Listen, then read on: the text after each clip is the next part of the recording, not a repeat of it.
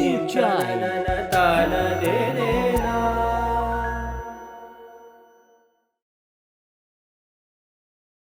પેરેન્ટિંગનો seminar આપણે અત્યારે ચાલુ કરીએ છીએ. તો સૌથી પહેલી વાત છે, એક પ્રસંગથી હું શરૂ કરીશ. એક બાળક તોફાન કરતો હતો, એટલે થોડું હદ બહાર નીકળી ગયું, એટલે એના પપ્પાએ શું કર્યું, લગાવી. બરાબર ને? 3-4 પ્રકારના પપ્પા હોય. અમુક પ્રકારના પપ્પા એવા હોય કે બહુ મોટો ઉપદેશ આપે અને ઘણા ગુસ્સે થાય અને ઘણા હાથ ચલાવે. આ 3 પ્રકારના માતા પિતા હોય છે. પણ આમને તો એક લગાવી દીધી, એટલે બાળક શું કરે બિચારો, નિરાધાર ફીલ કરે, એટલે એ રડવા માંડ્યો. પણ રડતો રડતો પ્રશ્ન પૂછે કે પપ્પા, તમે મને લાફો માર્યો કેમ? એ કે તે ભૂલ કરી તો બીજું શું કરું, માનતો નહોતો, ગાંઠતો નહોતો. એ કે પણ તમે નાના હતા ત્યારે ભૂલ કરતા હતા, ત્યારે તમારા પપ્પા તમને મારતા હતા? એ કે હા. એ કે દાદા ભૂલ કરતા હતા ત્યારે એમના પપ્પા એમને મારતા હતા? એ કે હા, મારતા હતા. એ કે એ ભૂલ કરતા હતા ત્યારે એમના પપ્પા એને મારતા હતા? એ કે પણ મારતા હતા, આવું પૂછે છે કેમ? બાળક કહે, મારે જાણવું છે કે આ ગુંડાગીરી શરૂ કોને કરી. શબ્દ તમને થોડો વધારે પડતો લાગશે, ગુંડાગીરી. પણ આમાંથી કેટલા બહેનો એવા છે કે જેનું દૂધ ઉભરાઈ નહીં ગયું હોય ક્યારે? જ્યારે તમારાથી ભૂલ થાય છે, નુકસાન થાય છે, તો તમે તમારા ગાલે લાફો માર્યો? આ મારો ક્વેશ્ચન છે. હું સેમિનારમાં બાળકોનો સુપ્રીમ કોર્ટનો વકીલ છું. તમે મને જીતી નહીં શકો. હું અહંકારથી નહીં, બહુ કોન્ફિડન્સથી કહું છું. ખ્યાલ આવે છે? આમાં કેટલા પુરુષો એવા છે કે નોકરીમાં ક્યારેય નુકસાન જ નહીં કર્યું હોય, બિઝનેસમાં ક્યારેય નુકસાન નહીં કર્યું હોય? પ્રશ્ન એ જ છે ને, બાળક કંઈક માનતો નથી, તો આમાં આપણે બધા જ આપણા માતા પિતાનું અજી માનીએ છીએ. વિચારજો, અંતરદ્રષ્ટિ કરવાની જરૂર છે બધાએ. એટલે જ્યારે બાળકને લાવવાનો હોય પૃથ્વી ઉપર, ત્યારે એટલા બધા આતુર હોય છે ને માતા પિતા, અનંત આતુર. એમ બાળક બાળક બાળક. ઘણાને ડૉક્ટર પાસે પણ જવું પડ્યું હશે, ઘણાને પ્રેગ્નન્સી દરમિયાન ક્રિટિકલ સિચ્યુએશન પણ ઊભી થઈ હશે. આપણે યાદ કરીએ કે કયા બાળકને આપણે વઢીએ છીએ, કયા બાળકને આપણે લાફા મારીએ છીએ, કયા બાળક પર આપણે ગુસ્સે થઈએ છીએ, કયા બાળકથી આપણે ઇરિટેટ થઈએ છીએ. અમુક વાલીઓને મેં જોયા છે કે એમ સમજતો નથી, અંદરથી એટલું બધું આમ ઉખળાટ આવી જાય ને. એ કયા બાળકને આપણે કરીએ છીએ કે જે બાળક માટે આપણે ભગવાનને પ્રાર્થનાઓ કરી હતી કે તું આ દુનિયામાં આવ, અમે બંને છીએ, હવે આપણું એક પરિવાર રચાશે ને સંપૂર્ણ ફેમિલી થશે ને આ ને તે ને, યસ ઓર નો? આગળ.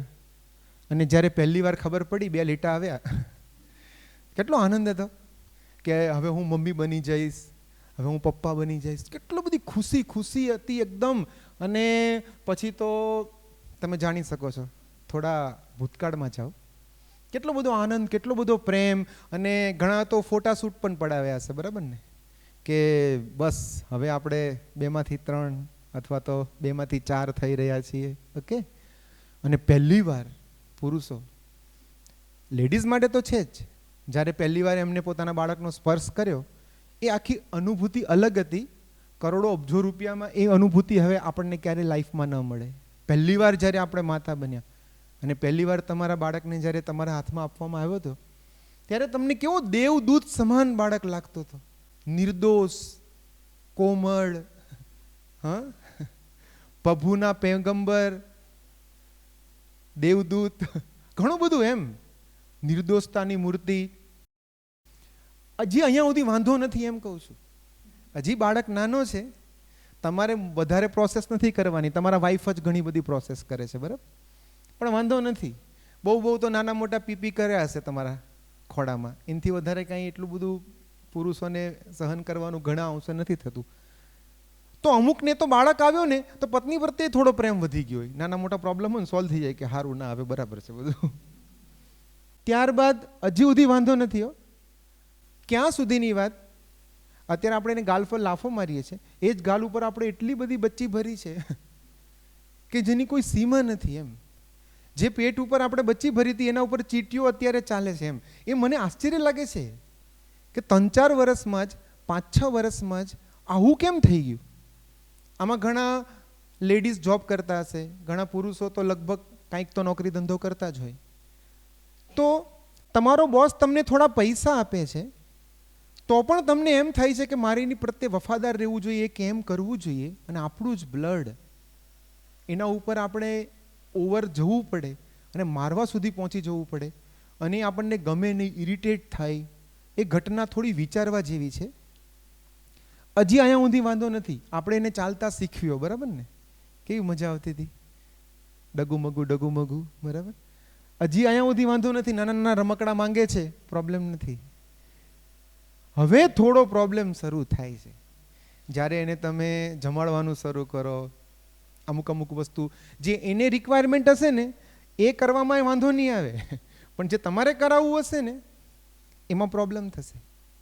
એનાથી પણ આગળ એ રડે છે, છાનો રાખને, અને માય ગોડ, કેમ તમારો છોકરો નથી?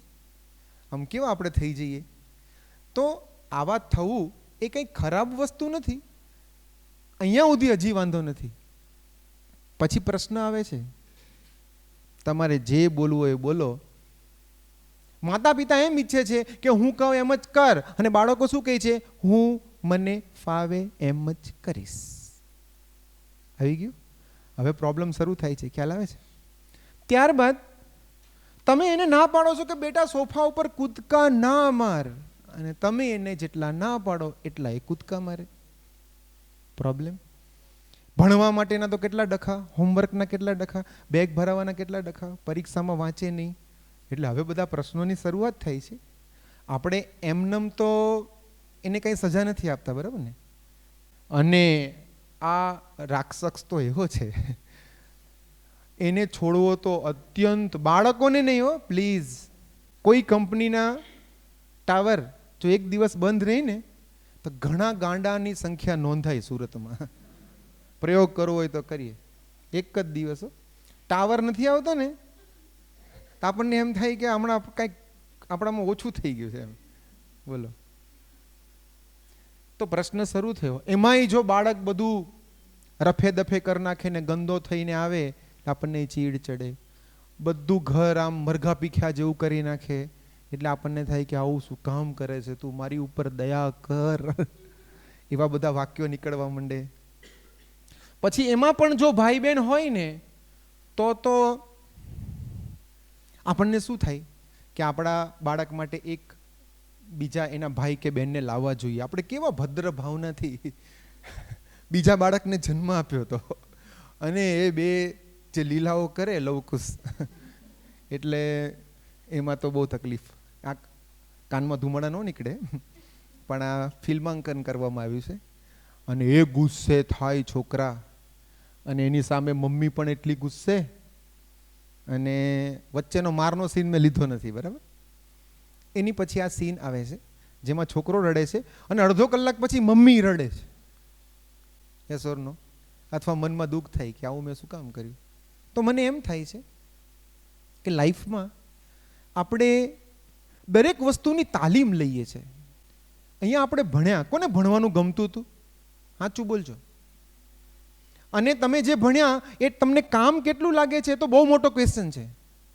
તમારા પત્ની રિસાઈ જાય તો તમે એને એમ કહો x² + y² = x² + 2xy + y². સંકલન, વિકલન, ત્રિકોણ એવું ના આવે ત્યાં, ઝાપટ મારે તમને વધારે. તો આપણે ભણ્યા, ગમતું નહોતું. ભણેલું કામ કેટલું લાગે છે એ તો મોટો પ્રોબ્લેમ છે. તો પણ એક નિર્જીવ વસ્તુને લાયક બનવા, 15-20 હજાર કે 30 હજારના સ્ટાર્ટિંગ પગારને લાયક બનવા આપણે લોકો 15 વર્ષ ભણીએ છીએ. અને એક સજીવ વસ્તુને લાયક બનવા, બાળકને, લાગણીવાળા, એક આત્માવાળા, એક મનવાળા બાળકને ભણવા માટે ફ્રી સેમિનાર હોય ને તો પણ એમ વિચારીએ કે હવે જવા દો ને, આવતી વખતે જાશું. ખ્યાલ આવે છે તમને? આ બહુ વિચાર છે. એક ભાઈ અમારા ગર્ભ સંસ્કારના સેમિનારમાં આવ્યા હતા, પહેલી લાઈનમાં બેઠા હતા. મેં કીધું ઉદાસ કેમ છો? મને કે સાહેબ મારે તો આવું જ નહોતું, આ ઢળીને લાવી છે મને. બાજુમાં એમના વાઈફ બેઠા હતા કે પ્રેગ્નન્સી કે આપણા બેનું જોઈન્ટ એડવેન્ચર છે, એમાં આવવું પડે તમારે, એવું નથી કંઈ. મેં કીધું ભાઈ ચિંતા ના કરો, તમે ભલે પરાણે આવ્યા અને તમને ઢહડીને લાવ્યા, પણ તમને જ્ઞાન બહુ મળશે એમ. એ કે એ કાંઈ એવું ન હોય, એ તો ગામનું થાય ને મારું થાય. આખા બોલા હતા એમ. તો હું કાંઈ અડધા બોલો તો છું જ નહીં. મેં એમને કીધું તમારી વાત સાચી છે ભાઈ, ગામનું થશે ને જ તમારું થશે. ગામનું થયું શું? મારા તમારા જેવા જ માણસો આંટા મારે છે ને. પ્લાસ્ટિક કોને શોધ્યું તો પરદેશ, પંખો કોને શોધ્યો તો પરદેશ, પ્રોજેક્ટર કોને શોધ્યું તો પરદેશ, પડદો કોને શોધ્યું તો પરદેશ, માઇક સિસ્ટમ કોને શોધ્યું તો પરદેશ. તો ભારતની 1 અબજ અને 25 કરોડની જનતા શું કરે છે? તો બીજા ભાઈ આંગળી ઊંચી કહીને કે ખાઈ પીને લહેર. મેં કીધું આ જે મનોવૃત્તિ છે ને ખાઈ પીને લહેર કરવાની, એટલે બાળકોમાં ગર્ભાવસ્થાથી એ જ વસ્તુ આવે છે. સી, મારો એક બેઝિક ક્વેશ્ચન છે, પૈસાને લાયક બનવા આપણે આટલી બધી મહેનત કરીએ છીએ. અને ઘણાને એમ લાગતું હશે કે સાહેબ એવું નહીં હો, હું ભણ્યો બહુ પણ નોકરીમાંથી કાંઈ વળ્યું નહીં અને મેં ધંધા કરીને મારા બાવડાના બળે બધું ઊભું કર્યું છે. તો તમારા છોકરાને શું કામ ભણાવો છો? લઈ લો, ઉપાડી લો, શાંતિ થઈ જશે ઘરમાં. ખ્યાલ આવે છે? તો એ મનમાં તો એવું જ છે કે નાના નાના બાળકને તો ભણાવવા જ પડશે. Yes or no? Basic question એ છે કે ભણતરનું આપણને ઇમ્પોર્ટન્સ લાગે જ છે. આપણને ગમતું નહોતું, આપણને કામ પણ સાવ નથી લાગતું એવું નથી કહેતો, તો પણ આપણે ભણ્યા. હું ખાલી એટલું કહું છું કે એક ભાઈ મને શું કહે, મને કે સાહેબ શું વાત કરો છો, એ તે કે ભગવાનની જેવી ઈચ્છા હોય ને એવું થાય અને આપણા નસીબ હોય ને એવું થાય. ભગવાન પર છોડી દેવાનું, ટેન્શન નહીં લેવાનું, એ તો છોકરા મોટા થયા કરે. મેં કીધું ભાઈ તમારી વાત બહુ સાચી છે, છોકરા મોટા થયા કરે, પણ તમને અનુભવ થાય છે ને જેટલા મોટા થાય છે, જેટલા ધરતીની નીચે છે ને એટલા ધીરે ધીરે બહાર નીકળે છે ધરતીની ઉપર. તકલીફ પડે છે ને. તો હું એટલું કહેવા માંગુ છું કે બાળકને ઘડવા માટે પણ તાલીમ લેવી પડે છે. હું તમારી સામે અહીંયા બેઠો છું, મેં પેરેન્ટિંગના 250 પુસ્તકો વાંચ્યા છે અને 700 પુસ્તકો તો મારી પાસે છે, તો પણ મને એમ લાગે છે કે મને પેરેન્ટિંગમાં ખબર નથી પડતી. 12 વર્ષનો અનુભવ છે તો પણ મને એમ લાગે છે કે હજી આગળ વધવું જોઈએ. ખ્યાલ આવે છે? કેટલાય લોકોના કેટલાય પ્રોબ્લેમ સોલ્વ કર્યા છે, તો પણ મને એમ લાગે છે કે ના, હજી આગળ વધીએ, હજી કંઈક સરળ રસ્તો ગોતીએ. તો આમાં ઘણા બધા લોકો પેરેન્ટિંગમાં ઘણા બધા આગળ વધ્યા છે, પણ હું તમને ટૂંકમાં આ સેમિનારની અંદર કરાવવા એ માંગુ છું કે આપણા દ્રષ્ટિકોણમાં ફેર પડવો જોઈએ. એક નાનો બાળક જે આપણને એકદમ સારો લાગતો હતો, પરિસ્થિતિ એવી આવી ગઈ કે એ દેવદૂત સમાન બાળક કેવો લાગવા માંડ્યો? શૈતાન. કાળજાનો કટકો કેવો લાગવા માંડ્યો? માથાનો દુખાવો. અને ગઢપણની આશા શું લાગવા માંડી? ભવિષ્યનો બોજ. અને સુખનું કારણ શું લાગવા માંડ્યું? દુઃખનું મૂળ. આ જે પરિસ્થિતિ સર્જાઈ છે દરેકના ઘરે નહીં હોય, પણ ઓછા વત્તા અંશે જેના પણ ઘરે હોય, એમાં વિચાર, વાણી અને વર્તન 3 વસ્તુમાં પરિવર્તન કરવાનું છે. વિચારમાં જે પરિવર્તન કરવાનું છે ને એના 6 મુદ્દા હું તમને સેમિનારમાં સમજાવીશ. વાણી અને વર્તનમાં શું ફેર કરવાનું છે એના મુદ્દા અમે લોકો વર્કશોપમાં લેતા હોઈએ છીએ. પણ તમને એ વસ્તુનો તો ખ્યાલ જ છે કે તમારા વિચારમાં પરિવર્તન થયું ને એટલે વાણી અને વર્તનમાં થઈ જશે. યસ ઓર નો? તો હું તમને આ 2 કલાકમાં પ્રયત્ન કરીશ કે બાળક પ્રત્યેના આખા દ્રષ્ટિકોણમાં આપણો ચેન્જ થઈ જાય, વાણીને વર્તન ઓટોમેટિક બદલાઈ જશે. આપણે જોઈએ શું કરવાનું છે, સોલ્યુશન શું આગળ જોઈએ છે. તો એક સફરજન હોય, અહીંયા આપણે પ્રયોગ કરશું એક. તો સફરજનની અંદર કેટલા બિયા હોય?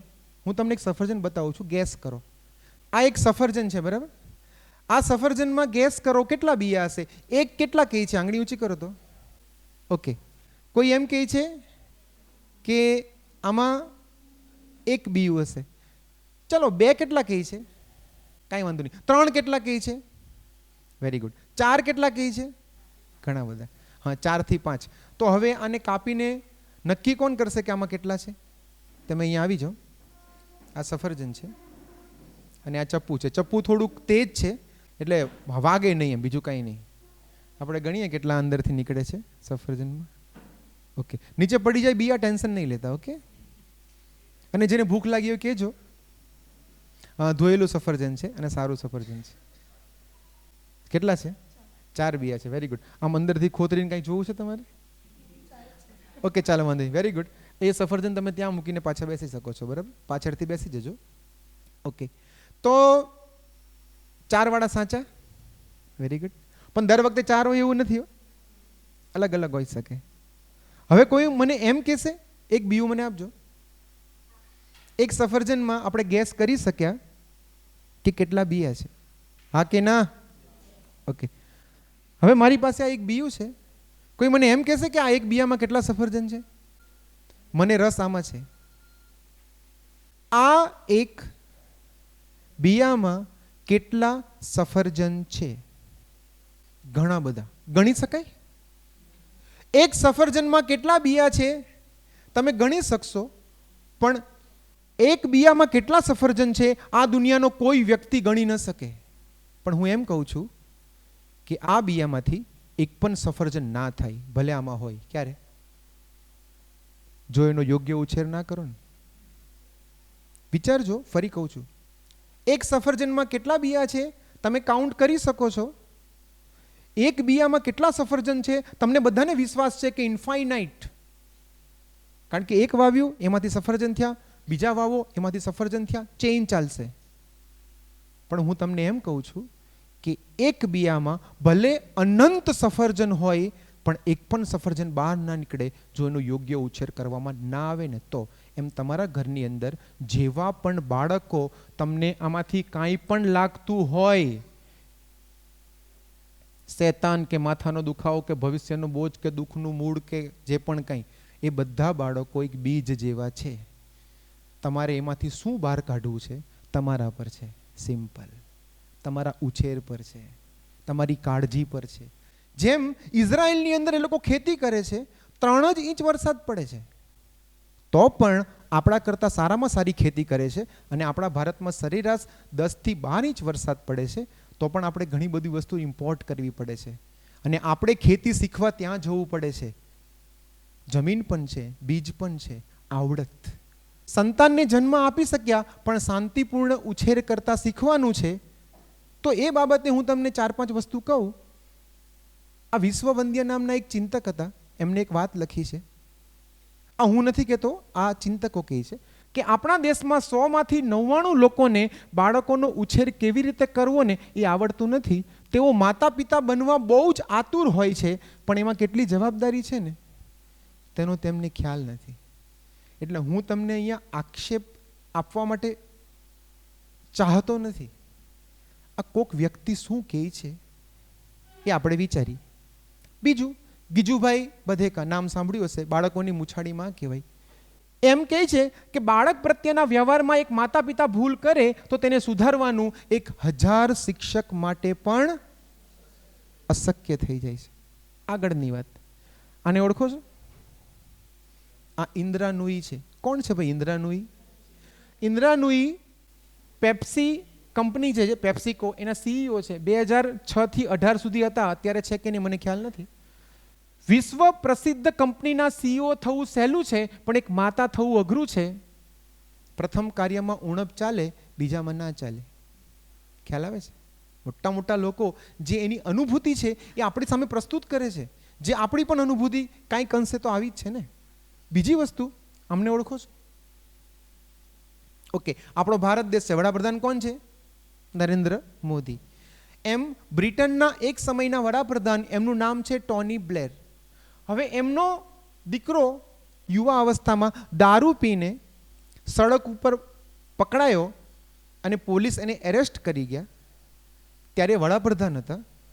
ત્યારે એક પ્રવચનમાં એ બોલ્યા હતા કે being a prime minister can be a tough job, but I always think being a parent is probably tougher.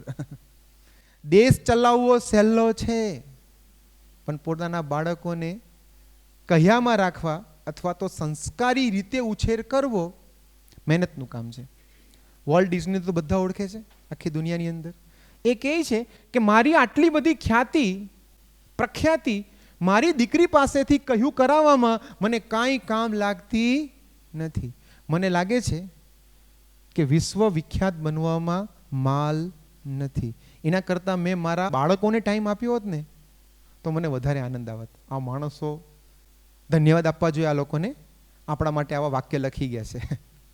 બીજું, જે કૃષ્ણમૂર્તિ બહુ મોટા આપણા ભારત દેશના ચિંતક થઈ ગયા, એવું કહેતા કે આ એક સૌથી મોટું આશ્ચર્ય છે કે આપણી પાસે ડૉક્ટર, એન્જિનિયર કે વકીલ બનાવવા માટેની કેળવણીની ખૂબ મોટી વ્યવસ્થા છે, પણ માતા પિતા બનવા માટેના અતિ મહત્વના કાર્ય માટે કેળવણી આપવાની કોઈ જ વ્યવસ્થા નથી, અથવા તો ખૂબ ઓછી વ્યવસ્થા છે. એટલે તો આપણે પેરેન્ટિંગ સેન્ટર ચાલુ કરવા પડે છે. હું તમને આગળ જેમ જેમ વાત કરીશ તમને ખ્યાલ આવશે કે આ જે સેમિનારમાંથી જ આપણા દૃષ્ટિકોણમાં પરિવર્તન થશે, તમને શાંતિ થશે, આનંદ આવશે, શાંતિપૂર્ણ પેરેન્ટિંગ આપણે કરી શકશું. પ્રમુખ સ્વામી મહારાજ એક વાક્ય બોલે છે, જો તમે તમારા બાળકને સંસ્કાર નહીં આપો તો તમારે સંપત્તિ અને સંતતિ બંને ગુમાવવાનો વારો આવશે. તમે કરવાનું શું? હવે મને કહો કે તમારે ઈચ્છા તો છે જ કે સારામાં સારું પેરેન્ટિંગ કરવું, તો સુધારો કોનામ કરવાનો છે એમ કહો મને. બુડાયા પેરેન્ટ્સ છે બધા. બોલો છો પણ મનમાં શું થાય છે? મનમાં શું છે ખબર? હું તો બરાબર છું, છોકરો સમજતો નથી. અમને ઘણા એમ કહ્યું, એક પેરેન્ટ મને એવું કહે ખબર, સાહેબ તમારે જો એટલા પૈસા લઈ લો, મારા છોકરાને સુધાર દો ને. મેં કીધું કાર્યક્રમ તમે 4-5 વર્ષ તમે કર્યા, બરાબર? દુનિયામાં દરેક વસ્તુ પૈસાથી નથી મેળવી શકાતી ને. હું એના મમ્મી પપ્પા નથી. જો કુદરતે એવી રચના કરી હોત કે એક લિંગી સજીવો બનાવ્યા હોત તો શું વાંધો છે? અમીબાને મન થાય કે મારે પ્રોડક્શન કરવું છે આગળ, તો શું કરે? પોતે જ 2 થઈ જાય. ભગવાને મમ્મી પપ્પા કેમ બનાવ્યા? એને ખબર છે કે આ નવો જે આવશે જીવ, એને 2 જણા જોશે, એક સોફ્ટ અને એક હાર્ડ. બંને ભેગા થઈને એનો ઉછેર કરશે ને તો કંઈક સારું થશે. બાકી કુદરત તો બધું કરી શકત ને. એને એક લિંગી પ્રાણીઓ બનાવ્યા જ છે, વનસ્પતિઓ પણ બનાવી છે, હા કે ના? હર્બર્ટ સ્પેન્સર કરીને એક તત્વચિંતક એવું કહે છે, the defects of the children mirror the defects of the parent. અને એવું જ ગાંધીજી કહેતા કે અમારા સંતાનોમાં જે ખોટ છે તે દંપતીની ભૂલનું પ્રતિબિંબ છે. તો હવે સુધારો કરવાનો વાણી, વર્તનને વિચારમાં. વાણી અને વર્તનનો સુધારો અમે લોકો વર્કશોપમાં શીખવીએ છીએ. વિચારનો મહત્વનો સુધારો હું તમને આ 1.5 કલાકમાં સમજાવીશ. ઓકે, તો આ એક ગેમ છે. હવે હું તમને સમજાવું કે આ વસ્તુ શું છે, પછી આપણે આગળ વધશું, બરાબર? આમ વચ્ચે વચ્ચે અમુક ગેમ પણ આપણે રમતા રહીશું. આ 2 વસ્તુ જોઈન્ટ થયેલી છે, હા કે ના? યસ. આ 2ને ખોલી શકાય. હું તમને ખોલીને બતાવીશ, અત્યારે નહીં બતાવું. કેટલાને એમ લાગે છે કે હું આ ખોલવાની ટ્રાય કરી શકું? તો આપણી પાસે 4 છે. ઓકે, આપી દો. આ બહુ જ સરળતાથી જુદા થઈ શકે છે. આપણે જોઈએ શું થાય છે પરિસ્થિતિ. અમુક વાર આપણે અમુક ગૂંચવણમાં પડી જઈએ છીએ, બહુ જ મહેનત કરીએ છીએ પણ ઉકેલ મળતા નથી. એવું પેરેન્ટિંગનું છે, બીજું કાંઈ નથી. સિમ્પલ. ઓકે, પ્રયત્ન કરો. બાકી મને તો આવડે જ છે હો, કોઈ એમ નહીં વિચારતા કે સાહેબે આપણને ધંધે લગાડી દીધા. એવું નથી. હવે આપણે બહુ આગળ નહીં વધીએ. ઓકે ઓકે, બરાબર? આ ભેગું થાય છે. ઓકે, હવે ટ્રાય કરી શકો છો. તમે મારી સામે જો છો, મારી સામે જ.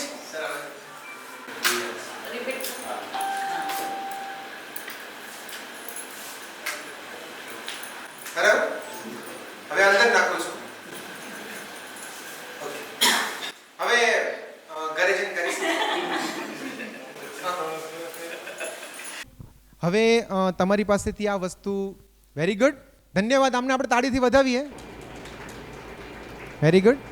અમે ઘણા બધા સેમિનાર કરીએ છીએ, બહુ ઓછા લોકો આને સોલ્વ કરી શકે છે, પણ અઘરું નથી. તમે લોકો મહેનત કરો તો થઈ જાય. પણ હું ખાલી એટલું કહેવા માંગુ છું, એક પ્રોબ્લેમ છે, તમારી સામે છે, અને હું ઉકેલ બતાવું છું, 2 વાર કરીને બતાવું છું, તો કોઈક કરી શકે છે, કોઈક નથી કરી શકતા. હું એમ કહું છું, કોકની સ્પીડ પેરેન્ટિંગમાં ફટાફટ હશે, ફટાફટ ગ્રાસ્પિંગ થઈ જશે, અને અમુકની ઓછી હશે. ચિંતા નહીં કરતા, કોઈ પેરેન્ટ્સ ખોટા નથી. પણ તમે એમ માનો ને કે આ નીકળે નહીં તો પ્રોબ્લેમ. તમને એમ થાય ને હવે એ તો કરે, હવે મારે કાંઈ જરૂર નથી, એવા અહંકારમાં પણ આપણે નહીં રહેવાનું. આપણા સામે જ કોઈએ સોલ્વ કરીને બતાવ્યું છે. ખ્યાલ આવે છે ને તમને? પેરેન્ટિંગમાં એવું જ છે, નાની નાની ટ્રિક્સ જ છે, આમાં ટ્રિક્સ જ છે ને. ટ્રિક્સ આવડી ગઈ, તમને આવડી ગયું, સિમ્પલ. એમ તમારા ઘરની અંદર બાળકને તમારે બહુ જ બધું કહેવું પડે અને છતાં પણ એ ન માનતો હોય, તમે એક જ સિંગલ ટ્રીક વાપરશો અને એ સોલ્યુશન મળી જશે. એવું છે દુનિયામાં, એમ કહેવા માંગુ છું તમને. અને એ અમે વર્કશોપમાં સમજાવવાનો પ્રયત્ન કરીએ છીએ. પણ સેમિનારમાં મને અગત્યની વસ્તુ શું લાગે છે? Change your thoughts and you change your world. તમારા વિચારો બદલો. તમે બાળકને શું માનો છો? આ તમને શું દેખાય છે? આ જે આકૃતિ છે એમાં તમને શું દેખાય છે? યંગ લેડી દેખાય છે કે વૃદ્ધ લેડી દેખાય છે? બોલો, આમાંથી યંગ કેટલાને દેખાય છે? કે આ લેડીનું ચિત્ર છે. યંગ કેટલાને દેખાય છે? આંગળી ઊંચી કરો તો. Very good. અને વૃદ્ધ કેટલાને દેખાય છે? બંને દેખાય છે ને. તમે જો એમ જોશો ને કે આ વૃદ્ધ લેડી છે, તમને વૃદ્ધ દેખાશે. અને જો તમે એમ જોશો ને આ યંગ છે, તમને યંગ દેખાશે. તો વિચારો, દ્રષ્ટિકોણ વસ્તુ છે ને. હવે હું તમને બે પ્રસંગ કહીશ. એક ભાઈ પોતાના 3 બાળકોને લઈને ટ્રેનની અંદર ચડ્યા અને શાંતિથી એક સીટ ઉપર બેસી ગયા. અને 3 બાળકો જે ધમાલ કરે, કાઠિયાવાડમાં એવું કહેવાય કે વળના વાંદરા ઉતારે ને એવી ધમાલ, ઉગમણા જઈને આથમણા નીકળે ને એવી ધમાલ.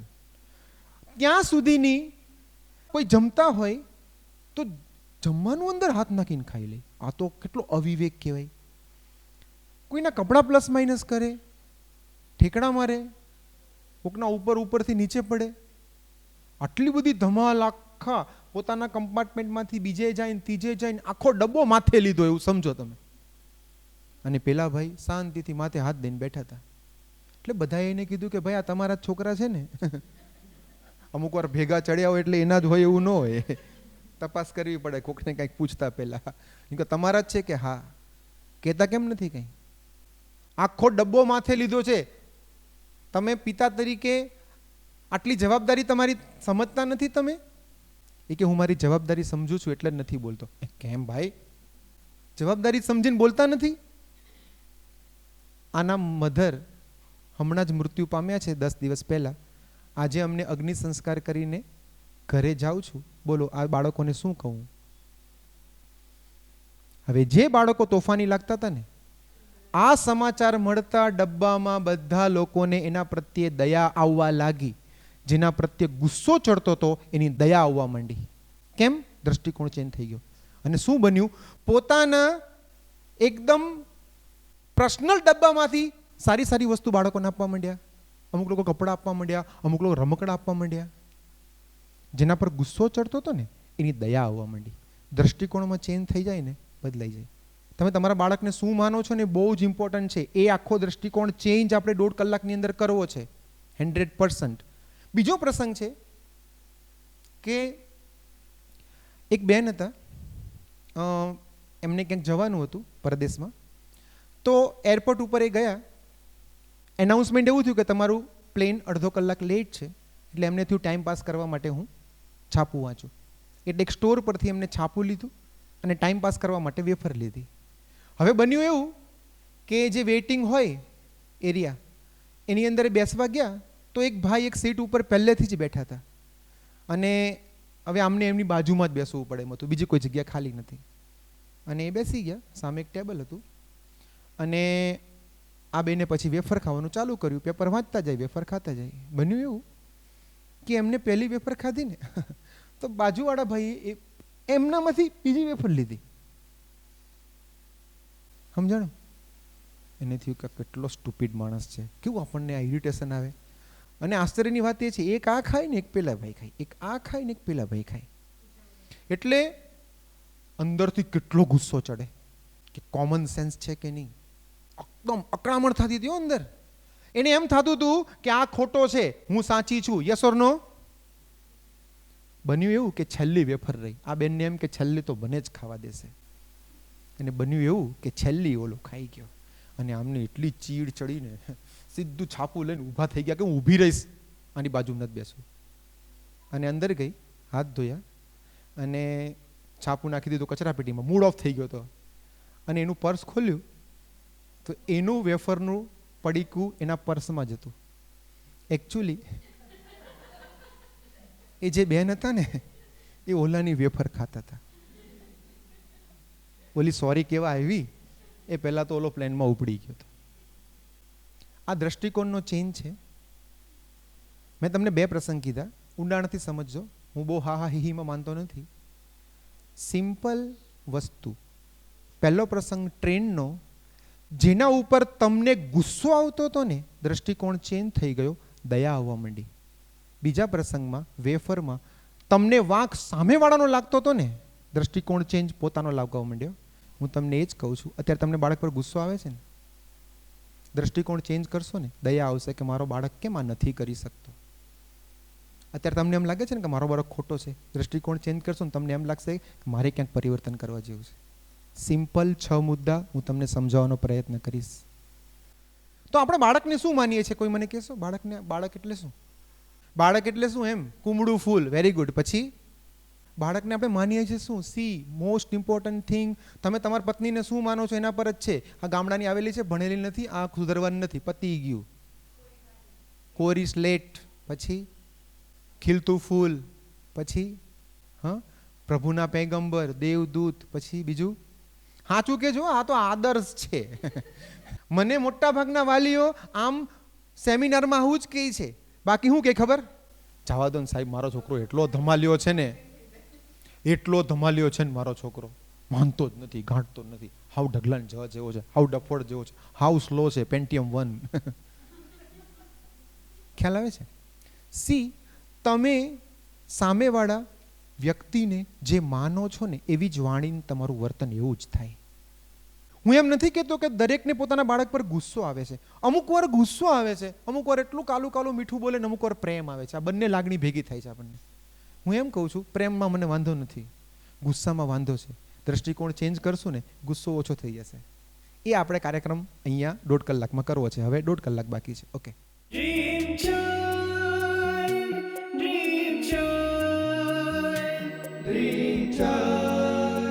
હું સૌથી પહેલો તમને એ મુદ્દો સમજાવવાની કોશિશ કરીશ કે દરેક બાળક બુદ્ધિશાળી છે. આમાંથી ઘણા એવું માનતા હશે કે મારો છોકરો ઠોઠ છે, એના ભણવામાં ઓછા માર્ક્સ આવે છે, એને એક્ટિવિટીમાં રસ નથી પડતો, એ તો બોલતા 3 વર્ષે ચાલુ થયો હતો, ચાલવાનું પણ એને 3-4 વર્ષે થયું હતું, એટલો હાઈપર એક્ટિવ હતો, અને નાનો હતો ત્યારે એને કિડની પર સોજો હતો, આમ છે તેમ છે. આ બધા જ વિચારો સાથે આપણે પેરેન્ટિંગ કરીએ છીએ એટલે બહુ લોચાવાળું થાય છે. હું તમને આજે એ કહું છું, દ્રષ્ટિકોણ ચેન્જ કરી નાખો. તમારો બાળક ભલે ઓછા માર્ક્સ લાવતો હોય એ ઠોઠ નથી. તો તમને થાય સાહેબ હાવ બારોબાર તમારો છોકરો છે હોય તો ખબર પડે. તો હું તમારા મારાની વાત નથી કરતો, હું એક વાત સમજાવવાનો પ્રયત્ન કરીશ. ધારો કે મુકેશ અંબાણીના ઘરે બાળકનો જન્મ થવાનો હોય, આ તો થઈ ગયો છે પણ આપણે કલ્પના કરવાની છે. મુકેશ અંબાણીના ઘરે બાળકનો જન્મ થવાનો છે, એ જ હોસ્પિટલમાં તમારા વાઈફ પણ એડમિટ થયા છે. કલ્પના કરો. અને બંનેને દીકરા જન્મ્યા ઓલમોસ્ટ સેમ ટાઈમ. નર્સની ભૂલથી બાળકો બદલાઈ ગયા. તમારો બાળક, હું 100% વિચારું, 100% ગેરંટી આપીને કહું કે રિલાયન્સ ચલાવે. હા કે ના? અને જે રિલાયન્સ ચલાવવા માટે જન્મ્યો હતો, આગળ હું કાંઈ બોલતો નથી, એનું ભવિષ્ય હું કાંઈ બોલતો નથી. પ્રયોગ કરવો હોય તો કરજો. નહીં કે આવો થોડો પ્રયોગ થાય સાહેબ, પણ મારી વાત લોજિકલ રીતે ખોટી હોય તો મને કહેજો, વચ્ચેથી અટકાવજો મને. મારી પાસે એક પુસ્તક છે, રીચ ડેડી પુઅર ડેડી. કોઈ બાળકો ગરીબ હોતા નથી, પૈસાથી પણ નહીં અને વિચારથી પણ નહીં. એના મા બાપ વિચારથી અને પૈસાથી ગરીબ હોય છે. દરેક મા બાપે પુસ્તક વાંચવું જોઈએ. ખ્યાલ આવે છે? બીજી વસ્તુ છે કે એક વ્યક્તિ હતા અને 10મા ધોરણમાં ફેલ, એટલે એને બહુ જગ્યાએ બિચારાએ નોકરી માટે પ્રયત્ન કર્યો પણ નોકરી મળી જ નહીં એને. છેલ્લે એને એમ વિચાર આવ્યો કે કાંઈ નહીં તો એક સ્કૂલની અંદર હું પટાવાળા તરીકે જોઈન્ટ થઈ જાઉં, ઘંટ વગાડીશ, ચા લઈ જઈશ, ફાઇલો પ્લસ માઇનસ કરીશ. એક જગ્યાએ ઇન્ટરવ્યૂ આપ્યો. સાહેબ કે કેટલું ભણ્યા? એ કે 10. એ કે 10 પાસ? એ કે ના. તે કે નોકરી નહીં મળે. ઓલા કે ભાઈ મારે તો પટ્ટાવાળા તરીકે નોકરી જોઈએ છે, મારે એમાં હું 10 પાસ, મને 4-5 દિવસ ટ્રાય આપો ને હું સરખી રીતે કામ ન કરું, સમયે બેલ ન વગાડું, તમે મને કહેજો. એ કે ના, અમારો નિયમ છે 10 એટલે 10. આ ભાઈને ફીસી ચડી કે પટ્ટાવાળામાંથી ગયો, નથી કરવી નોકરી. જ્યારે માણસને ફીસી ચડે ને, મંડ્યો વેપાર કરવા, અને 10-12 વર્ષમાં તો એનો ચાંદ ચમકી ગયો. અને એને જ એ સ્કૂલમાં 15 વર્ષ પછી ચીફ ગેસ્ટ તરીકે બોલાવવામાં આવ્યા. અને એક બાળકે પ્રશ્ન પૂછ્યો કે તમે 10મું પણ નપાસ થયા હતા અને આટલા આગળ વધ્યા, તમે જો બહુ ભણ્યા હોત તો? એ કે હું ભણ્યો હોત ને તો આ સ્કૂલનો બેલ વગાડતો હતો. હું એમ નથી કહેતો તમારા બાળકને ભણાવતા નહીં, પ્લીઝ. હું 7મા ધોરણથી પછી થ્રુ આઉટ સ્કૂલ ફર્સ્ટ રહેલો છું. ક્લાસ ફર્સ્ટ નહીં, સ્કૂલ ફર્સ્ટ. અખંડ આનંદ વિદ્યાભવનમાં હું ભણ્યો હતો. હજી મારું નામ પણ લખેલું હશે, જીતેન્દ્ર વસરામભાઈ ટીમ્બડિયા. 12મા ધોરણમાં મારે ટકા જેટલા આવ્યા ને, અખંડ આનંદ સ્કૂલ જ્યારથી થઈ ત્યારે કોઈના નહોતા આવ્યા. હું ભણવાનો વિરોધી નથી. 12 સાયન્સમાં 92%, ત્યારે 1996માં લાવ્યો હતો. પછી હું આગળ કંઈ ભણ્યો નહીં, અલગ વસ્તુ છે. હું ભણવાનો વિરોધી નથી, પણ હું એમ કહું છું કે બાળકનું આખું મૂલ્યાંકન માર્ક્સના આધારે જો આપણે કરતા હોઈએ તો આપણે ભૂલ કરીએ છીએ. એટલે જ આપણનો બાળક ઠોઠ લાગે છે. કોઈ બાળક ઠોઠ નથી. બીજી એક ગણતરી કેવી છે ખબર? જે લોકો, આમાં કોઈ ડૉક્ટર એન્જિનિયરો તો ખોટું નહીં લગાડતા, જે લોકો 80 થી 100% લાવે છે ને, એ બધા જ ડૉક્ટર એન્જિનિયર બને છે. ડૉક્ટર એન્જિનિયર કોણ કહેવાય? ભણેલ ગણેલ મજૂર જ કહેવાય. કોઈ ખોટું નહીં લગાડતા પ્લીઝ. અમુક વાત હું બધાને આઘાત પમાડે એવી કરીશ, કારણ કે હું પણ ડૉક્ટર બનવાનો જ હતો. હું મને જ કહું છું, તમને નથી કહેતો. સીધી વસ્તુ છે ને. કારણ કે જેના 60 થી 80 આવે છે એ લોકો કોમર્સમાં જાય છે અને ડૉક્ટર એન્જિનિયરને પોતાની નીચે રાખે છે. હા કે ના? Yes or no? ઓકે. જેના 40 થી 60% આવે છે એ લોકો આર્ટ્સમાં જાય છે અને ખેલાડી બની જાય છે, એક્ટર બની જાય છે. એટલે સાયન્સ અને કોમર્સ બધાવાળા જ્યારે કંટાળે ને, ત્યારે રાત્રે તારક મહેતા ચાલુ કરીને બેસે. હા કે ના? કોણ કોની નીચે છે એમ સમજાવું છું તમને. અને નરેન્દ્ર મોદીને આર્ટ્સ ચાલે છે, જીભ ચાલે છે. સમજાય છે?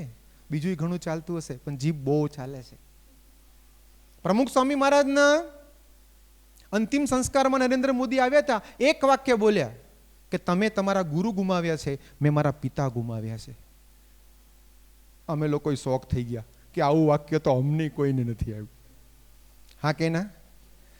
આપણને શું લાગે છે કે સાયન્સ વાળા સૌથી આગળ છે. હું એમ નથી કહેતો સાયન્સ વાળા પોતાની રીતે જે હોય એ, મને વાંધો નથી, પણ દેખાય છે તો એવું કે કોમર્સ વાળા સાયન્સ વાળાને નીચે રાખે છે, આર્ટ્સ વાળા એ બંનેને નીચે રાખે છે. અને જે 20 થી 40% લાવે છે ને, એ લોકો રાજકારણી બની જાય છે. એ કોમર્સ, આર્ટ્સ, સાયન્સ બધાને પોતાની નીચે રાખે છે. હા કે ના?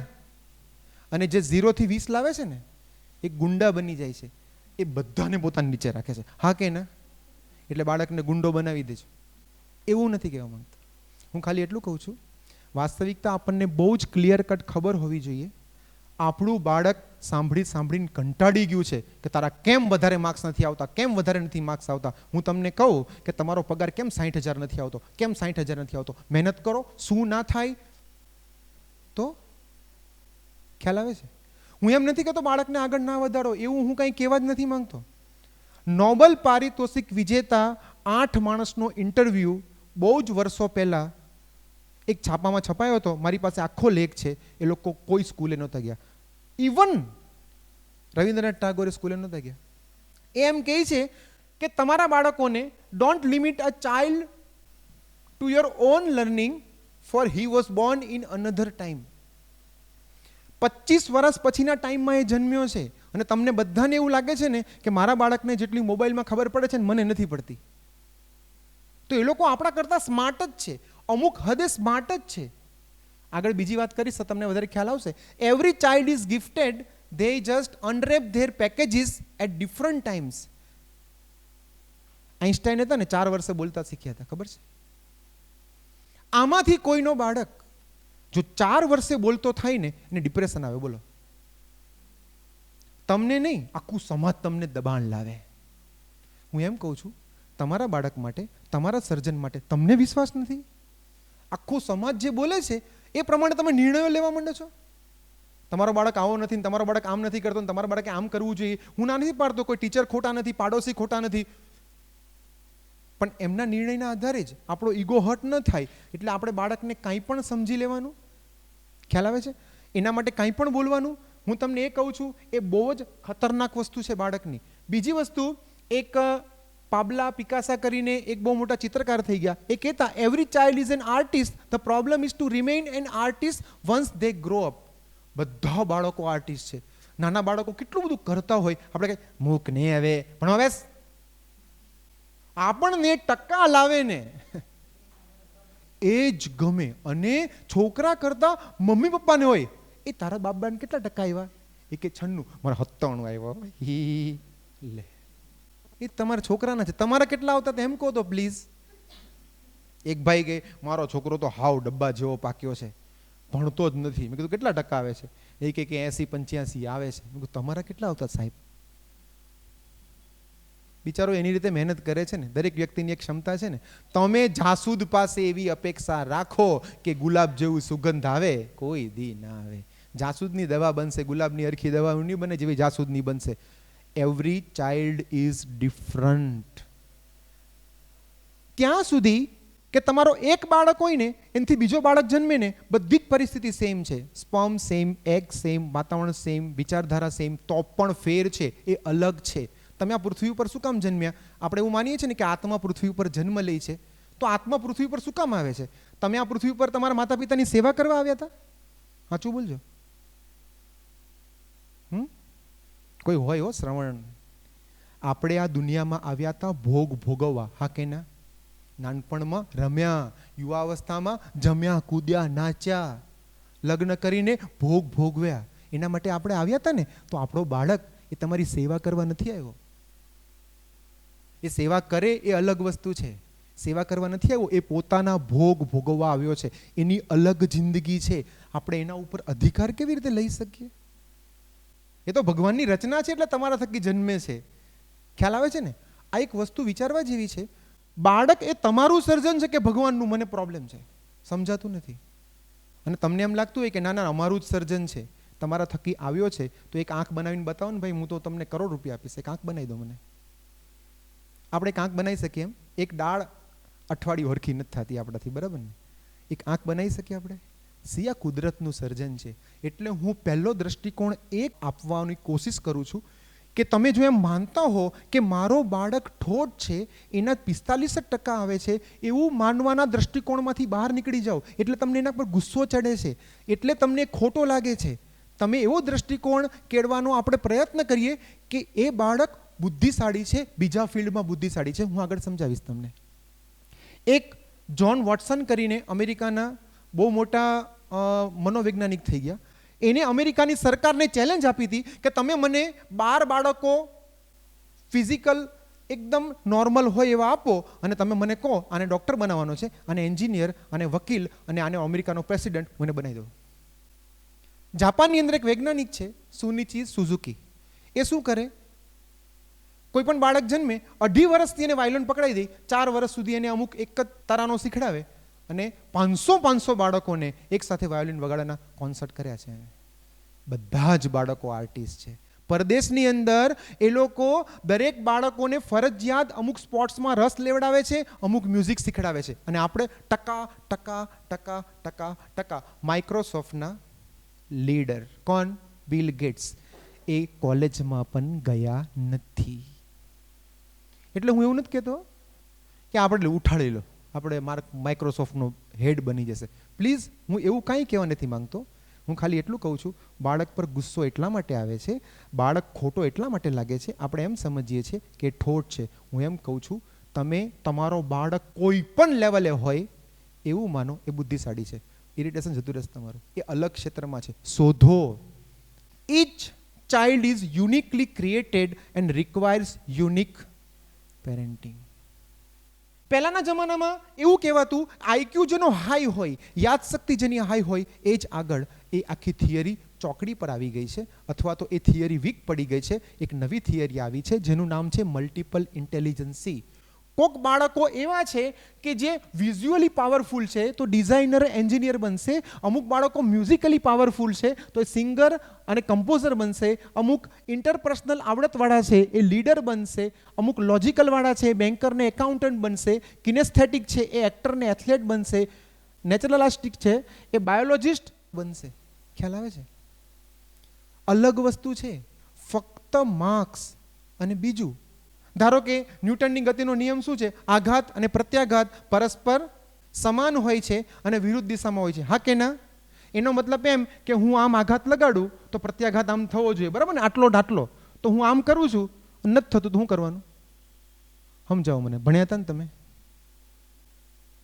આ આઘાત લાગ્યો, મારો હાથ અત્યારે થોડોક પ્રોબ્લેમમાં છે એટલે હું આઘાત લગાડતો નથી, બાકી હું લગાડું આમ મારું તો આમ નહીં થાય. હું બળ રાખીશ તો નહીં થાય. તો કેમ પ્રત્યાઘાત સમાન હોય તો આમ એટલું જવું જ જોઈએ ને, કેમ નથી જતું? એ માર રૂપિયામાં ખવાઈ ગયું ને, એટલો જવાબ આપણને તરત આપતા આવડતો નથી. તો આપણે માર્ક્સના આધારે નક્કી કરવાનું. કેટલાય તમારા સાથેના વિદ્યાર્થીઓનો પહેલો નંબર આવતો હતો, અત્યારે નોકરી માટે ભટકે છે. અને જે છેલ્લી બેન્ચ પર બેસતા હતા ને એ અનેક લોકોને નોકરી આપે છે. હું એવું નથી કહેતો, હું ખાલી એટલું કહું છું, તમારું બાળક ભગવાને શેના માટે બનાવ્યું છે એ તો શોધો.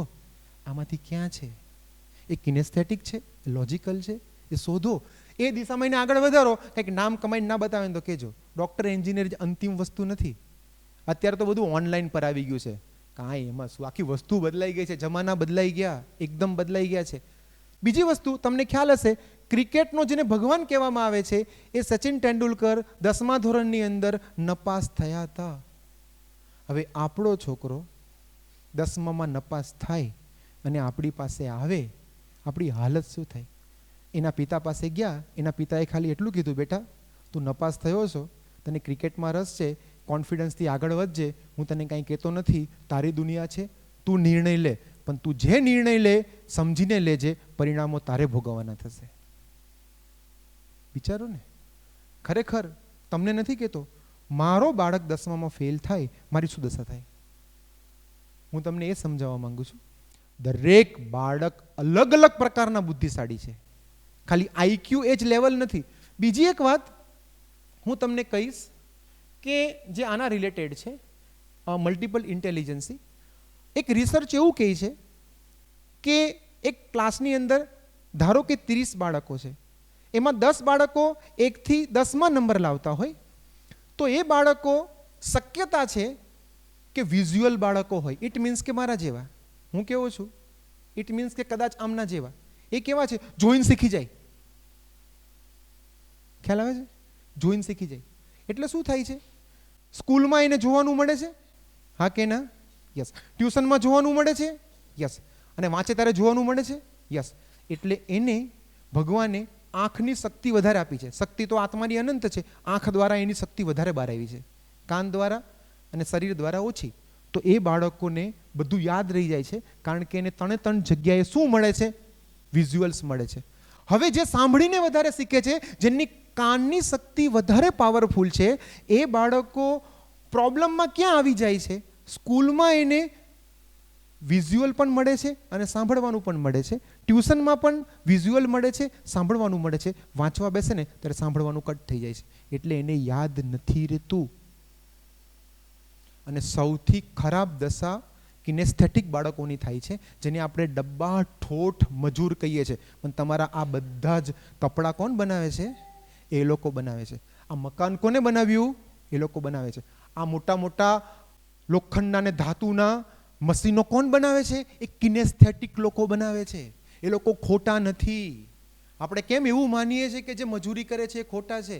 કેટલા દ્રષ્ટિકોણમાં ચેન્જ કરવાની જરૂર છે. આપણે છોકરા અને છોકરી પ્રત્યે સારો દ્રષ્ટિકોણ નથી રાખી શકતા. વાત આપણે ઇન્ડિયામાં બધા આત્માથી નીચે કોઈ વાત જ નહીં હો. અને વર્તનમાં એકદમ ડિફરન્સ જોવા મળે. એટલે ખ્યાલ આવે છે ને? મેં તમને પહેલો મુદ્દો કીધો, તમને જો આમાંથી કોઈને લાગતું હોય કે મારો બાળક ઠોઠ છે, એ દ્રષ્ટિકોણ ચેન્જ કરીએ આપણે કે મારો બાળક બુદ્ધિશાળી છે, બીજી રીતે બુદ્ધિશાળી છે. ખ્યાલ આવે છે ને? તો ધારો કે વિઝ્યુઅલ બાળક છે, એને તમે એકડો આમ દોરો, બોલો નહીં તો પણ એને ખબર પડી જશે આ એક છે. જે ઓડિટરી બાળકો હશે એને એકડે એક એવું કહેવું પડશે. અને જે કિનેસ્થેટિક હશે એવા બાળકોને લાકડાનો એકડો બનાવીને એને અડાડવો પડે તમારે. કોઈ છોકરા ખોટા નથી, છોકરા ઠોઠ નથી. આપણી પાસે ઓક્સફર્ડ, હાર્વર્ડ બધી યુનિવર્સિટી છે. આવા કિનેસ્થેટિક બાળકોને બધું સમજાવી શકાય ને એવા સાધનો આપણે નથી બનાવ્યા છીએ. પ્લીઝ તમને કહું છું, કોઈ દિવસ કોઈ બાળકને અંડર એસ્ટિમેટ ના કરાય. એવું હોય કે આરસની અંદર જ ભગવાનની મૂર્તિ હોય, ધાતુમાં ના હોય, કાળા પથ્થરમાં ના હોય. દરેક પથ્થરમાં મૂર્તિ છે. વિશ્વાસ હોવો જોઈએ કોને? કારીગરને, કે હું એવી મૂર્તિ બનાવું ભલે કાળો પથ્થર અનેક લોકો જોવા આવે. એ માતા પિતાનું કામ છે. એમાં દ્રષ્ટિકોણ ચેન્જ. મારો બાળક ઠોઠ નથી, મારો બાળક જુદી રીતે બુદ્ધિશાળી છે. સિમ્પલ. આ આપણો પહેલો વિચાર છે. એમાં દ્રષ્ટાંત કોનું છે? હેલન કેલરનું. ધારો કે હું મારો પોતાનો વિચાર કરું કે મારી બાળકી આંધળી, બેરી અને મૂંગી હોય, મારી શું દશા થઈ? હું એને હેલન કેલર બનાવી શકું? આમાંથી કોઈની બાળકી આંધળી, બેરી, મૂંગી તણતો નથી જ. કેટલો વિશ્વાસ હશે મમ્મી પપ્પાને. 12 પુસ્તકો લખ્યા, અનેક દેશમાં પ્રવચન આપ્યા. કેટલી ધીરજ હશે, કેટલા દ્રષ્ટિકોણનો ચેન્જ હશે કે મારી બાલિકા આંધળી, બેરી, મૂંગી એને વર્લ્ડ લેવલે પહોંચાડી દેવી છે. એના માતા પિતાએ પ્રયત્ન કર્યો અને એક ટીચરે મહેનત કર્યો. ગમે તે હોય પહોંચાડી દઈશ. તો વિચારવાનું કે આપણા ઘરે છે ને કોઈ પણ બાળક એને તમે વર્લ્ડ લેવલે પહોંચાડી શકો, પણ દ્રષ્ટિકોણ હોવો જોઈએ કે ઠોઠ નથી, એ બીજી વસ્તુમાં હોશિયાર છે. આની શક્તિ કાન, આંખ અને બીજી જગ્યાએ બહાર ના આવીને એની શક્તિ બીજી જગ્યાએથી બહાર આવી હોય. જે લોકો અંધ હોય છે ને એ અડીને વાંચી લે છે, એની તાકાત બીજી જગ્યાએ બહાર આવી છે. એટલે હું એમ કહું છું, આમાંથી જેના પણ બાળકો અંધ, અપંગ કે એવા હોય અથવા તો યાદશક્તિમાં ઓછા હોય ને, મહેરબાની કરીને એને કટાક્ષ નહીં કરતા, તમે એના ઉપર મેણા નહીં મારતા. તમે એને એટલો પ્રેમ આપજો ને એને દુનિયા જીવવા જેવી લાગે અને દુનિયામાં કંઈક કરીને બતાવે. એ કરશે. વિશ્વાસ કોણ રાખશે ભાઈ?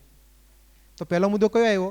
દરેક બાળક બુદ્ધિશાળી છે, ઠોઠ નહીં. એવું બોલજો, આમ બોલવું પડે. મારો બાળક બુદ્ધિશાળી છે. બોલો, ઠોઠ નહીં. ઘણી વાર છે ને ટીચર છોકરાઓ હરખું એક અગેરકા મોઢે ના કરે ને 10 વાર લખાવડાવે. હું તમને આજે 6 વાક્ય કહીશ, તમારે છે ને 10 વાર લખી નાખવા. અને કોઈને એમ લાગે ને હજી ફેર નથી પડતો, 100 વાર લખવાના. પછી એમ લાગે ને હજી ફેર નથી પડતો તો 1000 વાર લખજો. ખ્યાલ આવે છે? આપણે આગળ વધીએ. Dream Child, Dream Child, Dream Child. મારો બીજો મુદ્દો છે કે દરેક બાળક શક્તિશાળી છે. એટલે કે મારું બાળક શક્તિશાળી છે. આપણને અત્યારે શું લાગે છે દ્રષ્ટિકોણમાં? તોફાની છે. આપણા મનમાં શું છે? મારું બાળક તોફાની છે એટલે આપણને એના પર ગુસ્સો આવે, આપણને ખોટો લાગે. કેમ? આપણો દ્રષ્ટિકોણ શું છે? એ તોફાની છે. દ્રષ્ટિકોણમાં ચેન્જ શું કરવાનું છે? થોડુંક જ. પેલા ટ્રેનને વેફર જેવું. એ શક્તિશાળી છે. જે છોકરા બહુ ધમાલ કરે ને, ઠેકડો મારતો હોય ને સોફા પર, એને એમ કહેવાય હજી 2 ફૂટ માર બેટા, માર. સોફો ભલે તૂટી જાય, તારી શક્તિ બહાર કાઢ. સોફો તૂટે? આપણો નેગેટિવ એપ્રોચ છે. હું તમને ખરેખર કહું છું, દ્રષ્ટિકોણમાં ચેન્જ કરવાની જરૂર છે. અને તમે એ કરી જો. છોકરો તોફાન કરતો હોય ને, તમે ના પાડશો ને વધારે કરશે કે બેટા તારે ઠેકડા મારો છે, હજી વધારે માર, હજી વધારે માર. એને એમ લાગશે મારા મમ્મીમાં પરિવર્તન થઈ ગયું, કંઈક ખાવામાં આવી ગયું લાગે છે. તમારો છોકરો નપાસ થઈને આવે ને, એને ભેટીને બચ્ચી ભરજો. એને લાગશે હું બહુ જ સેફ છું. અને એ જે સેફટી ફીલ થશે ને, એને દુનિયામાં કંઈક કરીને બતાવશે. ખ્યાલ આવે છે? પેરેન્ટિંગમાં અગત્યની વસ્તુ શું છે? પ્લીઝ, બાળક નપાસ થઈ જ ગયો છે, હવે આપણે રિવર્સ નથી કરી શકવાના, ત્યારે આપણે શું કામ દુઃખી થઈએ છીએ? તમે અંગ દેશને જાણો છો? અંગ દેશ ક્યાં આવ્યો? પહેલાના ભારતમાં છે ને ખબર, પાંચાલ ને હસ્તિનાપુર ને ફલાણું ને એવું બધું હતું. એમાં અંગ દેશ નામનો એક દેશ હતો. ક્યાં આવ્યો કહો તો? બંગાળ. બંગાળ એ બંગ દેશ છે, બરાબર? તો અંગ દેશનો રાજા કોણ હતા? કર્ણ. તમને ખબર છે? કોને બનાવ્યા હતા? દુર્યોધને. કેમ? કારણ કે આખી જે સ્પર્ધા ચાલતી હતી એ રાજકુમારની ચાલતી હતી. કર્ણ આવ્યા, એબલ હતા. દુર્યોધનને થયું કે એ રાજા નથી એટલે જ એન્ટ્રી નથી મારી શકતા ને આ સ્પર્ધામાં. એને કીધું તમે અંગ દેશના રાજા જાઓ. ખ્યાલ આવે છે? એ માણસ પીડિત હતો. કોણ હતો? પીડિત. એ માણસ દુઃખી હતો. બ્લડ સેમ નહોતું તો પણ એ ટાઈમે એને રાજી કરી લીધો. અંગદેશ ક્યાં છે આપણને ખબર નથી. અંગદેશમાં કર્ણ કેટલી વાર ગયા હશે? એને રાજી કરી લીધો. તો પહેલા કર્ણને ખબર નહોતી કે પાંડવો મારા ભાઈ છે, અને યુદ્ધ વખતે એમને ખબર હતી કે પાંડવો મારા ભાઈ છે, તો પણ લડ્યો. વિચાર કરો, કોક સગા ભાઈ સાથે લડવા જાય છે. એના ઇમોશન્સ હતા ને, જ્યારે દુઃખના ત્યારે એને સપોર્ટ આપ્યો કોઈ. તો તમારા બાળકના જ્યારે એ નપાસ થાય છે ને એ દુઃખના ઇમોશન્સ છે. જ્યારે આપણને બાળક પર સૌથી વધારે ગુસ્સો આવે છે ને ત્યારે એને સૌથી વધારે પ્રેમની જરૂર હોય છે. જ્યારે આપણને પત્ની પર સૌથી વધારે ગુસ્સો આવે છે ને ત્યારે એની પ્રેમની જરૂર સૌથી વધારે ત્યારે હોય છે. ખ્યાલ આવે છે? આ વસ્તુ છે, દ્રષ્ટિકોણનો ચેન્જ છે. દરેક બાળક શક્તિશાળી છે. તોફાની નાખો જિંદગીમાં. તમારા બાળકને જો આગળ વધવા માંગતા હો ને તો એને એમ કહો તું શક્તિશાળી છો, તોફાની નહીં. કે મારો બાળક બહુ તોફાની છે, ક્યારેય નહીં બોલતા. એ પેરેન્ટિંગનું અપમાન છે, માનવ જાતનું અપમાન છે, ભગવાનનું અપમાન છે. મારો બાળક શક્તિશાળી છે, સિમ્પલ. હા, ધમાલ આગુ પાછું કરે છે, ભલે ને કરે. જે બાળકો બહુ શાંત હશે ને, સમજો એ મોટા થઈને પણ શાંત જ રહેશે. હું મારા બાળપણની વાત કરું તો મને તો મારા મમ્મીએ રસોઈ બનાવી હોય ને તો હું નાનો હતો ને ત્યારે થાંભલા સાથે બાંધી દેવો પડે તો જ એ રસોઈ બનાવી શકે. એટલો હાઈપર એક્ટિવ હતો. તો અત્યારે શું થઈ ગયું ભાઈ? ઘણાને એમ લાગતું હોય ને કે મારા બાળકો બહુ હાઈપર એક્ટિવ છે, ચિંતા નહીં કરતા, 14, 15, 16 વર્ષ સુધી એને સાચવજો, અને બહુ લાગતું હોય ને તો વહેલી ઉંમરે લગ્ન કરાવી દેજો. શાંત પડી જશે. સ્ત્રી પુરુષ બંનેનું સમજવાનું. તો આપણે બાળકને તોફાની શું કામ કહીએ છીએ? એ શક્તિશાળી છે, એની જિજ્ઞાસા છે. જ્યારે તમારી પાસે પહેલો મોબાઈલ આવ્યો ત્યારે કેટલા ફંક્શન અમથા જોતા હતા, અમથા. તો આપણે કંઈ ઓછા ચંચળ નથી કંઈ. હે, કોઈ ક્રિકેટ મેચ ચાલતી હોય, કોઈક ફિલ્મ ચાલતું હોય તો આપણે શું કહીએ? માર માર માર માર માર. લે તું તો બેસ શાંતિથી, આ ખોટું ચાલે છે. તો આપણે ચંચળ થઈ જાય છે કે નહીં? અમુક જગ્યાએ હમણાં આજે રાત્રે જ ચંચળ થઈશું. હા કે ના? કેવા ચંચળ થઈ જાય છે નવરાત્રિમાં, થઈએ છે ને. તો આપણને જ્યારે કંઈક નવું આવે આપણને ઠેકડા મારવાનું મન થાય છે. હમણાં બધાને ઠેકડા મારવા છે, બધાને તોફાન કરવા છે, પણ મોટા થઈ ગયા ને કરવા નથી દેતા કોઈ. હા કે ના? તો બિચારા નાના છોકરાને કરવા દો ને. કારણ કે હું તમને એમ કહેવા માંગુ છું, ઘણા બધા લોકો પોતાના બાળકને કૃષ્ણનો ડ્રેસ પહેરાવ્યો, પણ કૃષ્ણનું એક ચરિત્ર કરે ને તો એને કંસ બનાવી દે. એક ચરિત્ર, વધારે નહીં, એક જ. તો બાળકને શું થાય? તમે ડ્રેસ કૃષ્ણનો પહેરાવો છો તો હું પછી કૃષ્ણ લીલા જ કરીશ ને. હા કે ના? આગળ જઈએ. હવે હું તમને એને પાછળની સાયકોલોજી સમજાવું. ભગવાને દરેક બાળકની રચના જેવી કરેલી છે કે એ પોતાની ઇન્દ્રિયો, બરાબર ને, આંખ, કાન, નાક, એને ઘડશે. પંચ જ્ઞાનેન્દ્રિય અને પંચ કર્મેન્દ્રિય, અંદરથી એને ફોર્સ આવશે. એક માતા પિતા મને શું કહે, મારો બાળક તો છે ને આમ તરત જ બધું જોઈ વળે છે. પણ લે, ભગવાન અંદરથી એને ફોર્સ કરે છે કે બધું જોઈ વળે, કારણ કે એને પોતાની ઇન્દ્રિયનો વિકાસ કરવાનો છે, આંખનો. અને તમે ઠરીને ઠામ થઈ ગયા છો, તમને હામે હું છું તોય દેખાતો નથી. એ પ્રોબ્લેમ છે. એ આજે ફરી વળે છે ને એ પ્રોબ્લેમ નથી. તોડવું, ફાડવું, ઘસવું એની ત્વચા ભગવાન ઘડે છે. ફેંકવું, પછાડવું એના કાન ભગવાન ઘડે છે. કોઈ પણ વસ્તુ તમે આપો નાના બાળકને સીધી મોઢામાં મૂકે. કેમ? કારણ કે ભગવાન અંદરથી એને જીભની ઘડતર કરવાની પ્રેરણા આપે છે. તમને અત્યારે આટલા બધા સાઉન્ડ કેમ યાદ છે? આંખ બંધ કરો અને તમને ચમચી પડે ખબર પડી જાય, પ્લાસ્ટિકની ચમચી પડે ખબર પડી જાય, કોઈ બીજો માણસ પડે તોય ખબર પડી જાય, કપડાં પડે ખબર પડી જાય. કારણ કે તમે નાનપણમાં એવું ફાડ્યું, તોડ્યું છે. નાના બાળકો આમ ઠુમક ઠુમક ઠુમક કરતા જ ચાલતા હોય તો આપણને શું થાય? સીધો ચાલ ને. પણ એ ન ચાલે. એ બાળકની શક્તિ પગમાં હોય. સમજાય છે? પછી થોડાક મોટા થાય એટલે અહીંયા શક્તિ આવે, તમારી અહીંયા છે. પછી ગયડા થાય ને એટલે જીભમાં શક્તિ આવે, એટલે બોલ બોલ કરે ને ખાવાનું જોઈએ, અને પછી શક્તિ ઉપરથી જતી રહી. નીચેથી ઉપર સુધીનો ક્રમ છે. તો છોકરાને ઠેકડા મારવા દો ને પગમાં શક્તિ છે, તો આપણે એને તોફાની ના કોઈને શું કહો? મારું બાળક શક્તિશાળી છે. તમારા પાડોશીનું કંઈક તોડીને આવે ને તો પણ ના, શાબાશી નહીં આપવાની. નો શાબાશી નહીં આપવાની કે બેટા તારાથી આ તૂટી ગયું છે અથવા તો તે તોડ્યું છે, તું છો શક્તિશાળી, પણ હવે આના જે પરિણામ છે એ આપણે બંને ભોગવશું, અને એના માટે તારે આટલું કરવું પડશે, મારે આટલું કરવું પડશે. નો. એના વર્તનને સમાજમાં સ્વીકૃત નથી એવા વર્તનને ચલાવવાનું નથી, પણ એના પ્રત્યેનો દ્રષ્ટિકોણ તોફાનીનો ન હોવો જોઈએ. હું એમ કહેવા માંગુ છું. એ તો આપણે શીખશું ને, વાણી કેવી રાખવી, વર્તન કેવું રાખવું. અત્યારે તો ખાલી દ્રષ્ટિકોણ ચેન્જ છે. 2 કલાકમાં કંઈ બધું થોડું થઈ જાય. આપણે ધીરે ધીરે આગળ વધવાનો પ્રયત્ન કરીએ છીએ. વિવિધ અનુભવો લે છે. નાનો છોકરો ઠેકડા મારશે, તરત જ ચડી જશે, ઉતરી જશે, એના ફેફસા મજબૂત થાય છે. જે છોકરા બહુ દોડ્યા નથી, કૂદ્યા નથી, એના ફેફસા મજબૂત નથી અને શિયાળામાં હાંફે છે. વસ્તુ ત્યાં આવીને ઊભી રહી જાય છે. એક કામ કરીએ, જેના બાળકો તોફાની હોય ને બધાને સેલોટેપથી ચોંટાડી દો. આપીશ તમને સેલોટેપ. એવું કરવું છે? તમે એમ ઈચ્છો છો ને, મારું બાળક હું કહું એમ જાગે, હું કહું એમ સૂવે, હું કહું એમ બોલે, હું કહું એમ ચાલે, હું કહું એમ આમ કરે, દોડે. તો એ તમારું બાળક નહીં હોય, એ કોણ હશે? રોબોટ. તમે રોબોટના માતા પિતા બનવા માંગો છો? વિચારવાનું. ખ્યાલ આવે છે? અગેન ઊંડા ઉતરજો. હું ખાલી એટલું જ કહું છું, એને ચંચળ, તોફાની, જિદ્દી એવું ના માનો, એને એવું માનો તોફાની શક્તિશાળી છે. બસ બહુ ફેર પડી જશે, તમને રાહત થઈ જશે. ઘણા બધા વાલીઓ જે બહુ જ ઘરમાં પ્રશ્ન હશે ને એવા અહીંયા આવવાની શક્યતા વધારે છે.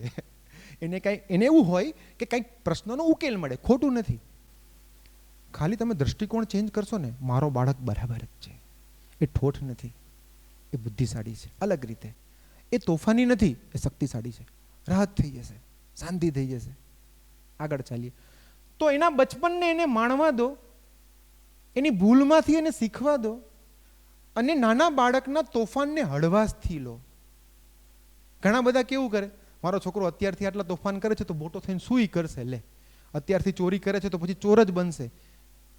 સાયકોલોજી એવું કહે છે 99% માણસોએ પોતાના ઘરમાં ચોરી કરી હોય, કારણ કે પોતાનું જ ઘર છે, નાનું મોટું લઈ લીધું અને ભાગ ખાય એવા હોય, સમજે? અને મારના ડરથી છોકરો ખોટું બોલશે જ. એની આગળ આપણે આગળ કરશું. એટલે એ ખોટું બોલે તો ખોટાળો ન થઈ જાય કંઈ. એ નાનો બાળક છે, એ નથી સમજતો, એને કૂદવા દો, નાચવા દો, ને શું ફેર પડે છે.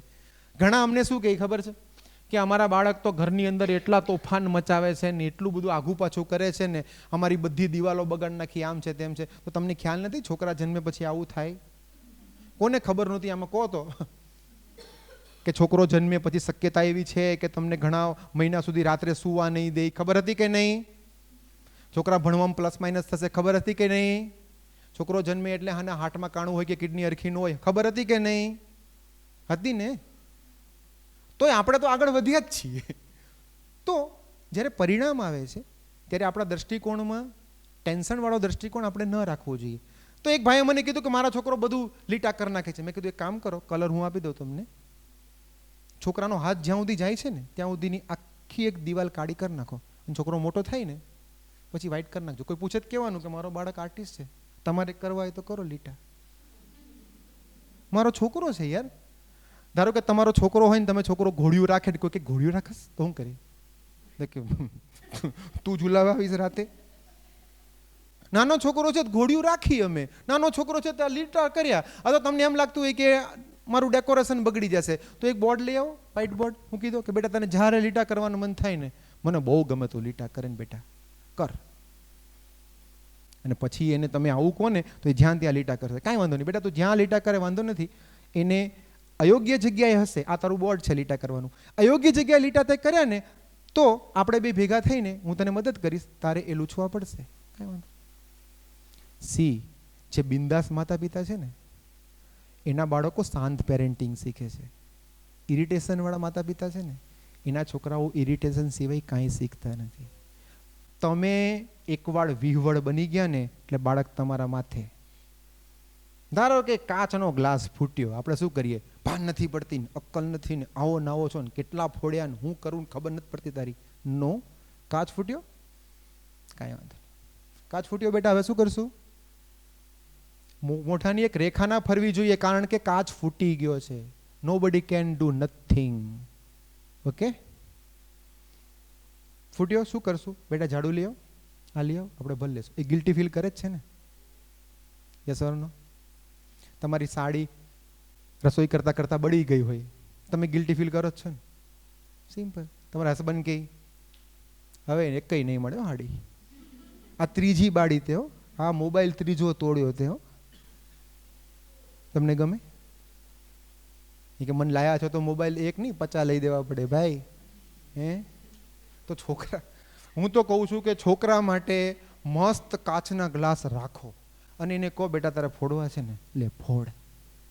કેટલા રૂપિયાના થાય કહો તો કાચના ગ્લાસ? બાળકના હૃદય કરતા એની મોટી કિંમત છે. વસ્તુ કેવી છે? બાળકને એક લાગણી થાય છે ફોડવાની, તોડવાની, ફાડવાની. આપણે જો રોકશું ને તો એને રોગ થશે. આ તમને સમજાય છે? એ લાગણી ભગવાન અંદરથી મૂકી છે. તું ફોડ, તોડ, રાડો નાખ, ઠેકાણા માર. તમે જેને જેટલો અટકાયો ને એવી જગ્યાએ લાગણીઓ, તમારો ગુસ્સો, એની ઇરિટેશન વધી જશે. કારણ કે હ્યુમન નેચર છે, એની લાગણી બહાર ના આવીને તો કાં તો એ રોગ આવશે, કાં તો ગુસ્સો આવશે, કાં તો ઇરિટેશન આવશે. નક્કી જ છે. નાના છોકરા છે, હવે કોની કેટલી લાગણી છે તમારે વિચાર લેવાનો. બાળક છે ને બિચારો, નાનો છે ને, સિમ્પલ. તો આવા તોફાનો બાળકો કરે, કાંઈ વાંધો નહીં. એ કે હાય હાય તારે તો આવું થઈ ગયું, તેમ થઈ ગયું, ફલાણું થઈ ગયું. અહીંયા આપણે આ જ્યારે બનતું હતું, ગરીબ જે મજૂરો હોય એના બાળકો સાવ ધૂળમાં રમતા હોય ને કોઈ માંદા ન પડે.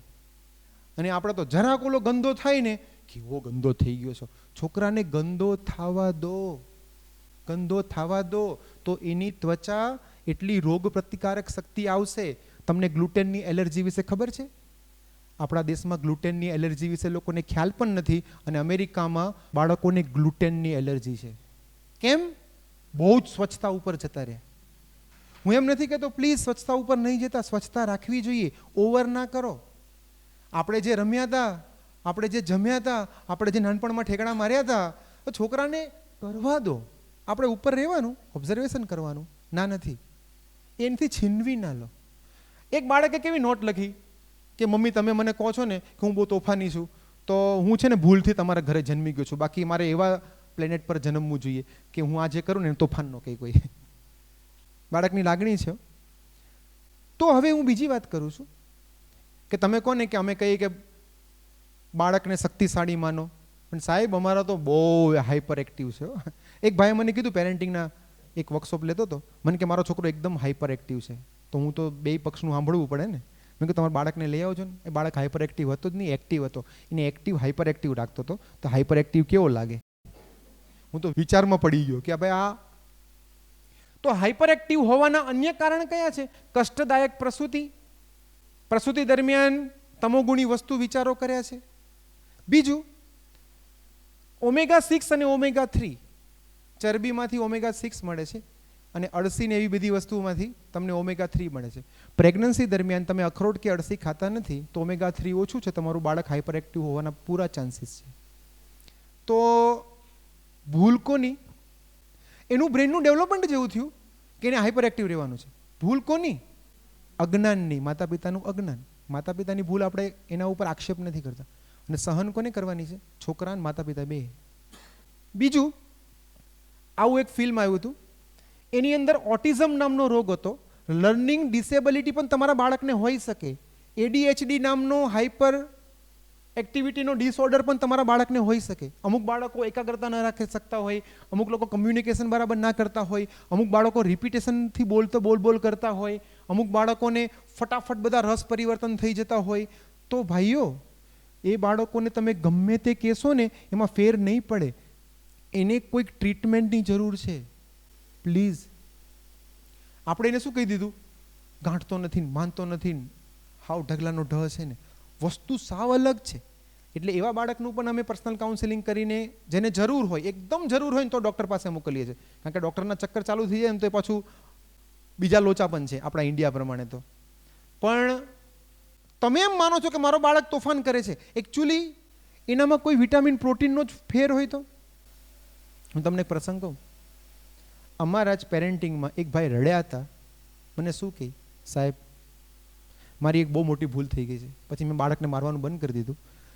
એના બાળકને દાંતમાં દુખતું હતું, એની છોકરી હતી 6 વર્ષની, અને આ એને શાકભાજી ખાવાનું કહે ને, ઓલી કહે મને મોઢામાં દુખે છે, હું નહીં ખાઉં. એટલે આને શું લાગે કે ખાવું નથી ને, એટલે શું કરે છે, એટલે જ્યાં દુખતું હતું ને ત્યાં જે મારતા હતા. અને પછી એકવાર લોહી નીકળ્યું ને ત્યારે ડૉક્ટર પાસે લઈ ગયા, અને આને પસ્તાવાનો પાર નહીં. ભાઈ, તમારા બાળકો દરેક વખતે ખોટા નથી હોતા. સાચાઈ દરેક વખતે હોય છે, હું નથી કહેતો. પરિસ્થિતિ પ્રમાણે પ્લસ માઇનસ જોઈ લેવું પડે.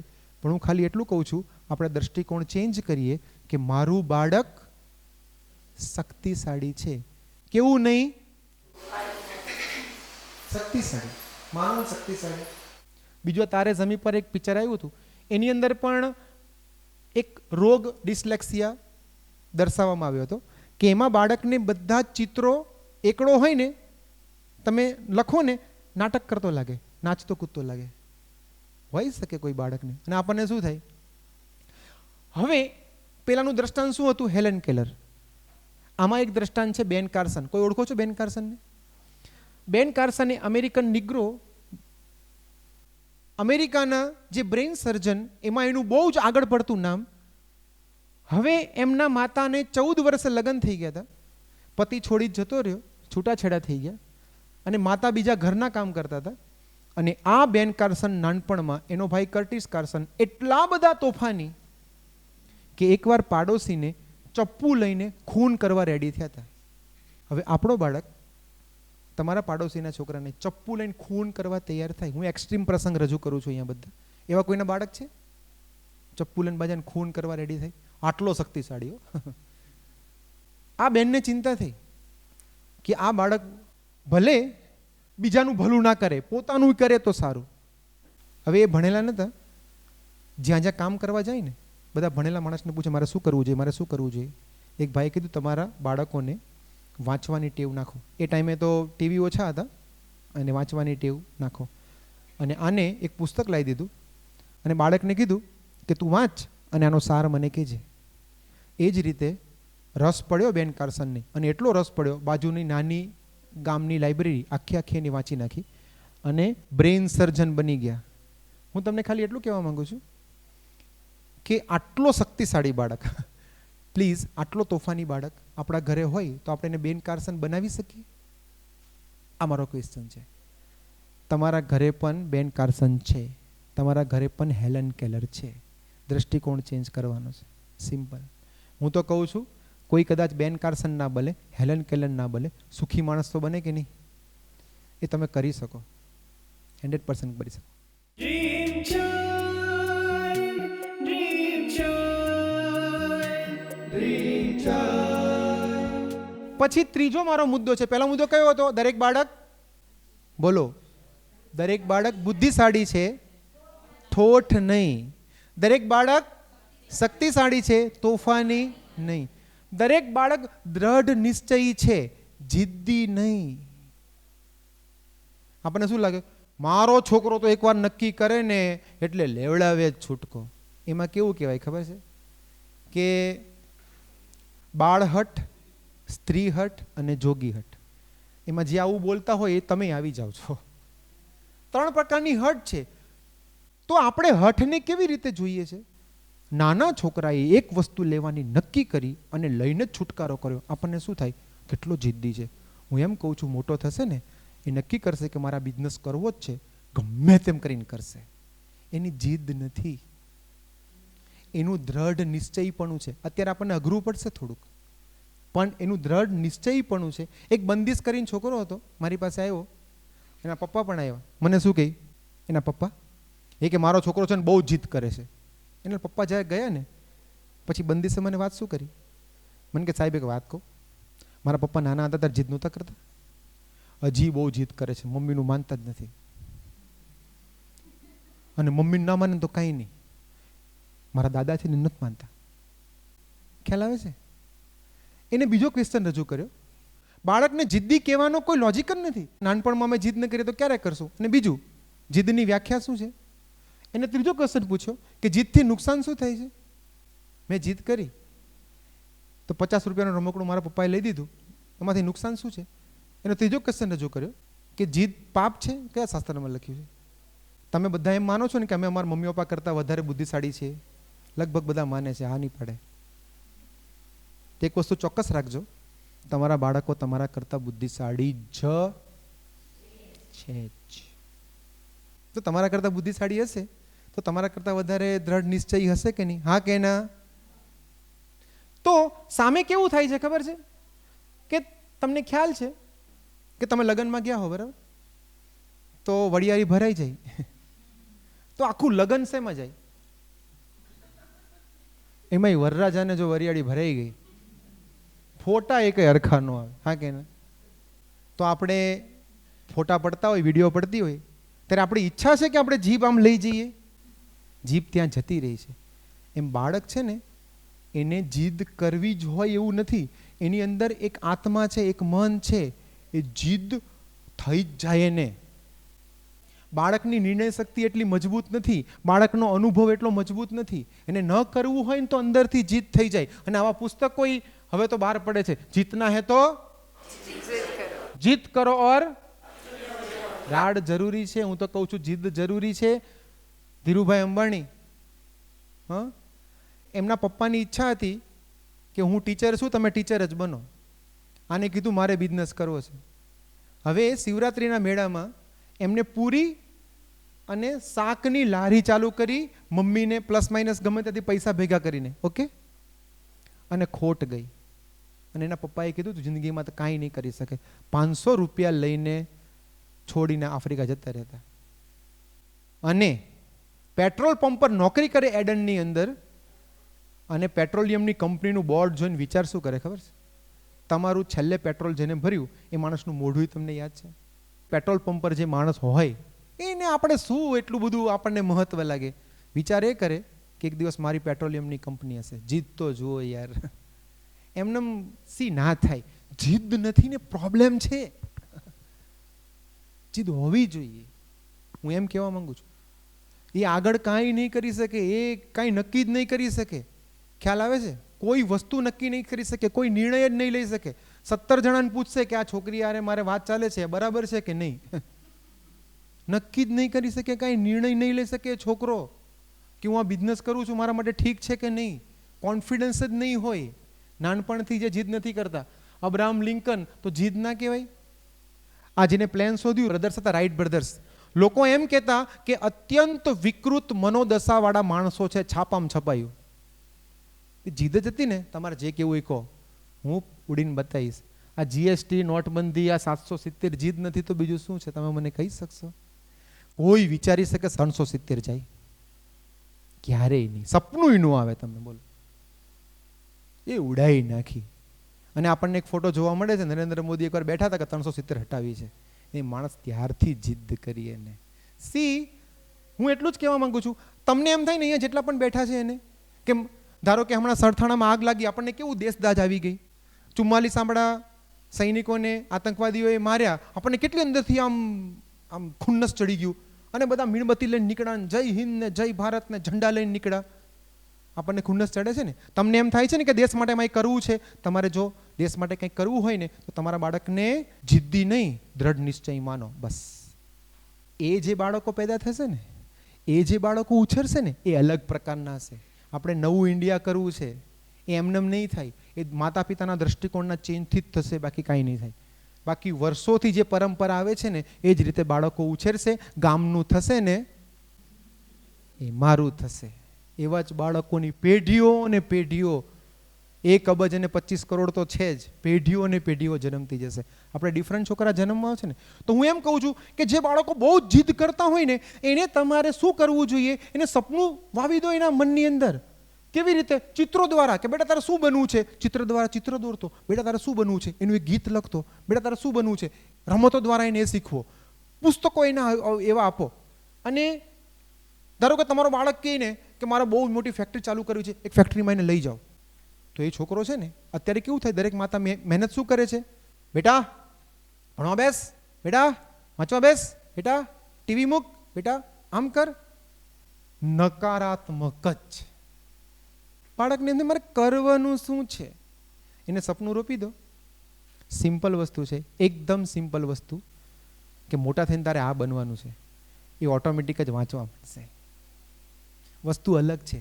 તમે તમારા બાળકના મનમાં એની જે જીદ છે ને, એ જીદને સપનામાં પરિવર્તન કરવાના કેટલા આપણે પ્રયત્ન કર્યા. થઈ શકે, ચેન્જ થઈ જાય. તમારા ઘરની અંદર એક સત્યનારાયણનો યજ્ઞ ગોઠવો. શેના માટે? બેટા તારે જે બનવું છે ને તું બન એના માટે. એને એમ થશે કે મારા માતા પિતા મારી ઈચ્છા પૂરી કરવા માટે આટલી બધી મહેનત કરે છે. નાખી દો એનામાં સપના, એને વાંચનનો રસ નાખી દો. આઈન્સ્ટાઈનની વાત કરું, એ પણ નાનપણમાં અત્યંત જિદ્દી હતા. આ રમકડું લઈ દો ને, આ રમકડું લઈ દો ને, આ રમકડું લઈ દો ને, આ રમકડું લઈ દો. એના પપ્પા એ પણ વૈજ્ઞાનિક હતા. એને વિચાર કર્યો, એને કેટલા રમકડા લઈ દઈશ, હવે તો દુકાન ચાલુ કરું તો સારું. એને એકવાર વિચાર કર્યો. એકવાર આઈન્સ્ટાઈન જીદે ચડ્યા હશે તો એને એક લોહી ચુંબક આપ્યું આઈન્સ્ટાઈનને, અને લોહી ચુંબક આપીને કીધું, બેટા આ ઘરમાં કઈ કઈ વસ્તુ છે કે જે લોહી ચુંબકથી આકર્ષાય છે, તું શોધી નાખ. અને છોકરાને ઇન્ટરેસ્ટ પડ્યો. આખો દિવસ એને રિસર્ચ કર્યું કે પ્રયોગો કર્યા, અને રાત્રે એના પપ્પાને કીધું આમ થાય છે, આમ થાય છે, આમ થાય છે, આમ થાય છે. પણ એ પપ્પા આ ચુંબક જોઈને મને બહુ જ આશ્ચર્ય થાય છે, આ કુદરતની કેવી રચના છે. અને એના પપ્પાએ ઘા માર્યો, બેટા આ ચુંબક છે ને એવી અનંત વસ્તુઓ કુદરતમાં પડી છે, શોધી નાખ. પછી એને કેવું પડે? ભણવા બેસ, વાંચવા બેસ. અલગ વસ્તુ છે. સી પેરેન્ટિંગ, દ્રષ્ટિકોણ ચેન્જ છે, આઈડિયા ચેન્જ છે. We are not enough creative. જો આપણે બાળક પર ગુસ્સો થવું પડતું હોય, આપણે એને વધારે પડતો ઉપદેશ આપવો પડતો હોય, મારવા પડતા હોય, તો we are not enough creative. આપણી પાસે વધારે વિકલ્પો નથી, એવું કહી શકાય. તો હું તમને એમ કહેવા માંગુ છું કે જો આપણા ઘરે આવો બાળક જન્મે તો આપણે આઈન્સ્ટાઈન સુધી પહોંચાડી શકીએ. હું ખાલી એટલું કહેવા માંગુ છું. તો આપણા ઘરે એવો જ બાળક છે, પણ આપણો દ્રષ્ટિકોણ આપણે ચેન્જ કરવો પડે. ઘણા બધા બાળકો સ્ક્રીનના વ્યસની થઈ ગયા છે. એના પાછળ ઊંડે ઊંડે જુઓ ને તો કોઈ દિવસ એમના માતા પિતાએ બને કે એનામાં સપના રોપવાનો મહેનત નથી કરી. અને બીજી વસ્તુ કેવી છે કે એ જ બાળકને એની સાવ તર્ક વગરની, અર્થ વગરની વાતો કોકને કેવી છે, સમજાય છે? એને તર્ક વગરની, અર્થ વગરની નકામી વાત કોકને કેવી છે. નાના છોકરાને મમ્મી સાંભળતી નથી, પપ્પા સાંભળતા નથી, એટલે વોટ્સએપ અને ફેસબુક પર જાય છે. સિમ્પલ છે. ખ્યાલ આવે છે? જેના પતિ એના પત્નીને વ્યવસ્થિત એટેન્ડ કરતા હોય, એને બીજા બધા ટાઈફા કરવાની ઈચ્છા નથી થતી. યસ ઓર નો? એ આખી બધી વસ્તુ આપણે વર્કશોપમાં શીખવાડવાનો પ્રયત્ન કરીએ છીએ. છેલ્લે આપણે આપણા બાળકને ક્યારે ભેટેલા? આપણે કેવું થાય ખ્યાલ છે કે નાનો છોકરો હોય ને એને એટલા બધા લોકો ભેટે, બચ્ચી ભરે, વાલ કરે, હુલસાવે, અને જેમ જેમ મોટો થાય ને એમ એમ આજુબાજુવાળા તો બચ્ચી ભરવાનું બંધ કરી દે, ઘરનાય બંધ કરી દે. અને તમે બધા શું કહો છો એ બાબતે કે પ્રેમની જરૂર જેટલી બાળપણમાં હતી, ઉંમર વધે એમ વધુ છે કે નહીં? ઉંમર જેમ વધે ને એમ આજુબાજુવાળાનો સ્પર્શ ઓછો થતો જાય છે, અને આવી જે પ્રેમની ચેષ્ટાઓ ઓછી થતી જાય છે. શું કરે બાળક? એની એકલતા કાઢે ક્યાં? એની લાગણી કાઢે ક્યાં? એટલે આવા બધા ડિવાઇસની અંદર પડી જાય છે. સિમ્પલ વસ્તુ છે. હવે આપણે અહીંયા એક નાનો પ્રયોગ કરીએ છીએ. તમને કાગળ આપવામાં આવશે અને પેન આપવામાં આવશે. તમારે નોંધવાનું છે કે તમારા બાળકને સૌથી વધારે કયું ફૂલ ગમે છે, તમારા બાળકને સૌથી વધારે કયું ફ્રૂટ ગમે છે, તમારા બાળકને સૌથી વધારે કયું પુસ્તક ગમે છે. તમારે એ લખવાનું છે, બરાબર? તો હું તમને એ હમણાં આપું છું, બરાબર? સી, આપણે આટલું કષ્ટ તો લઈશું જ. તમને એમ લાગશે કે આટલી નાની બાબત માટે હવે આ બધું શું ઇમ્પોર્ટન્ટ છે, હવે હોય, હવે એને જે ભાવતું એ ભાવે, હવે ખાઈ લે. એવું નહીં. તમને જે ખ્યાલ છે લખો, કાગળ તમારી પાસે રાખજો અને ઘરે જઈને બાળક સાથે ટેલી કરજો. એટલે કેટલા ક્વેશ્ચન છે આમાં? 10. એમાંથી દરેકના 10 પોઈન્ટ સમજો. આપણા કેટલા માર્ક્સ આવે છે આપણને ખ્યાલ આવી જશે. આ તમારી પાસે જ રાખવાનું. પેન પછી તમે મૂકી દેજો જતી વખતે. આ તમારા બાળકને પૂછીને ટેલી કરવાનું છે. ખ્યાલ આવે છે? તમારા બાળકને પૂછીને ટેલી કરવાનું અને તમારે વિચારવાનું કે 100 માંથી મારા કેટલા માર્ક્સ આવે. બરાબર? Dream Child, Dream Child, Dream Child. તમને 100% એવું લાગશે કે આટલી નાની બાબતમાં રસ લેવાની જરૂર શું છે. પણ તમે છે ને થોડાક 5-10 વર્ષ પાછળ જાઓ. જ્યારે આપણને પહેલી વાર પ્રેમ થયો હતો ત્યારે આપણા પત્ની પુરુષ પત્ની તરફ અને પત્ની પુરુષ તરફ કેવી નાની નાની બાબતનું યાદ રાખતા હતા. અને 1-1 કલાક ફોન ચાલતો હતો કે અડધો કલાક મુદ્દામાં કાંઈ ખરેખર દમ નહોતા હો. એ બાળક જન્મે પછી સમજાય છે. હું ખાલી એટલું કહું છું, વસ્તુ નાની હોય છે, બાળક માટે બહુ મોટી હોય છે. તમને એમ ખ્યાલ હોય કે મારા બાળકને સીતાફળ ભાવે છે અને તમે એના જન્મદિવસ છે કે કોઈ બીજા દિવસે સીતાફળ લઈને જાઓ ને, એ બાળકને એમ થાય મારા પપ્પા મને સમજે છે. તો રિફ્લેક્શન શું આવશે? એ પણ તમને સમજશે કે મારા પપ્પાને શું ભાવે છે. તમને જો એ ખ્યાલ હશે કે મારા બાળકને આ પુસ્તક ગમે છે તો એને પણ એક ખ્યાલ રહેશે, અથવા તો એ એવું જાણવા પ્રયત્ન કરશે કે મારા પપ્પાને કયું પુસ્તક ગમે છે. એનાથી આગળ જો તમને ખબર હશે ને કે મારા બાળકનો મૂડ ક્યારે ગુસ્સાવાળો થઈ જાય છે, ક્યારે રડવાવાળો થઈ જાય છે, ક્યારે એને મનાવી શકાય, ક્યારે એને પ્લસ માઇનસ કરી શકાય, એમાં જો તમે રસ લેશો ને તો એ પણ રસ લેશે કે મારા પપ્પાને શું ગમે છે, શું નથી ગમતું, મારે શું કરવું જોઈએ, શું ન કરવું જોઈએ. આ વસ્તુ નાની નથી. આપણે કયા મુદ્દામાં આ મુદ્દો ચર્ચીએ છીએ કે દરેક બાળક કેવો છે? ફરીવાર રિપીટ કરીએ. પહેલો મુદ્દો કયો હતો? દરેક બાળક બુદ્ધિશાળી છે, ઠોઠ નહીં. બીજો મુદ્દો, દરેક બાળક શક્તિશાળી છે, તોફાની નહીં. ત્રીજો મુદ્દો, દરેક બાળક દ્રઢ નિશ્ચયી છે, જિદ્દી નહીં. તમે આ જાણશો ને કૂણા પડે. જેમ કોઈ પ્રશ્નની નહીં લેતા, બહેનો પિયરમાંથી સાસરે આવે તો પહેલાં એમને બહુ ઉકળાટ હોય, ઘરમાં આમ કેમ થાય છે ને તેમ થાય છે. જેમ જેમ સમય જાય ને તમે એને સમજાવતા જાઓ ને એમ કૂણા પડી જાય પછી 1-2 વર્ષમાં. હા કે ના? એમ કોઈ પણ વ્યક્તિ ટાઈમ જાય, પ્રેમ મળે, અન્ડરસ્ટેન્ડિંગ મળે, એ કૂણા પડે જ છે. એની જીદને જુદા સ્વરૂપો મળે જ છે. Dream Child, Dream Child, Dream Child. હવે મારું ચોથું વાક્ય છે, દરેક બાળક વિચારશીલ છે. ઘણા બાળકો કેવા હશે ખ્યાલ છે? એકદમ બોલશે નહીં, શરમાળ હશે. એટલે આપણે એને શું કહી દીધું? શરમાળ, આળસુ. હા, મીંઢો હોય. મીંઢો તો બહુ ખતરનાક શબ્દ છે. આપણે વિચારશીલ બાળકોને કેવા કહી દઈએ છીએ? મારો બાળક તો આળસુ છે, ઢીલો છે, મીંઢો છે. હું એમ કહું છું એ દ્રષ્ટિકોણ નહીં. મારો બાળક વિચારશીલ છે, આળસુ નહીં. કારણ કે અમુક બાળકો બહુ જ વિચારીને પગલાં લેશે. અમુક પુરુષો અને સ્ત્રીઓ પણ બહુ વિચારીને પગલાં લે છે. કેમ? કારણ કે એનું વ્યક્તિત્વ અંતર્મુખી છે. ખ્યાલ આવે છે? એ ખોટી વસ્તુ નથી, પણ ઉતાવળી 2 આંટા મારે એવું એને નહીં થાય. અમુક વાર એવું પણ થઈ શકે કે એ બાળકની ઊંઘ પૂરી ના થતી હોય, એનો ચશ્માનો પ્રશ્ન હોય, એનામાં વિટામિનની ખામી હોય, એવું પણ બની શકે. આપણને એવું થાય હાવ ઢીલો છે ને ઢબ છે ને સમજતો નથી ને સવારે 8 કલાક ઊંઘીને ઉઠે છે ને તોય હાવ આળસમાં જ હોય છે, હરખું એને યાદ નથી રહેતું. તમે તમારા બાળકનું વ્યવસ્થિત ચેકઅપ ક્યારે કરાવ્યું છે કે જે પ્રશ્ન તમને સતત નડે છે?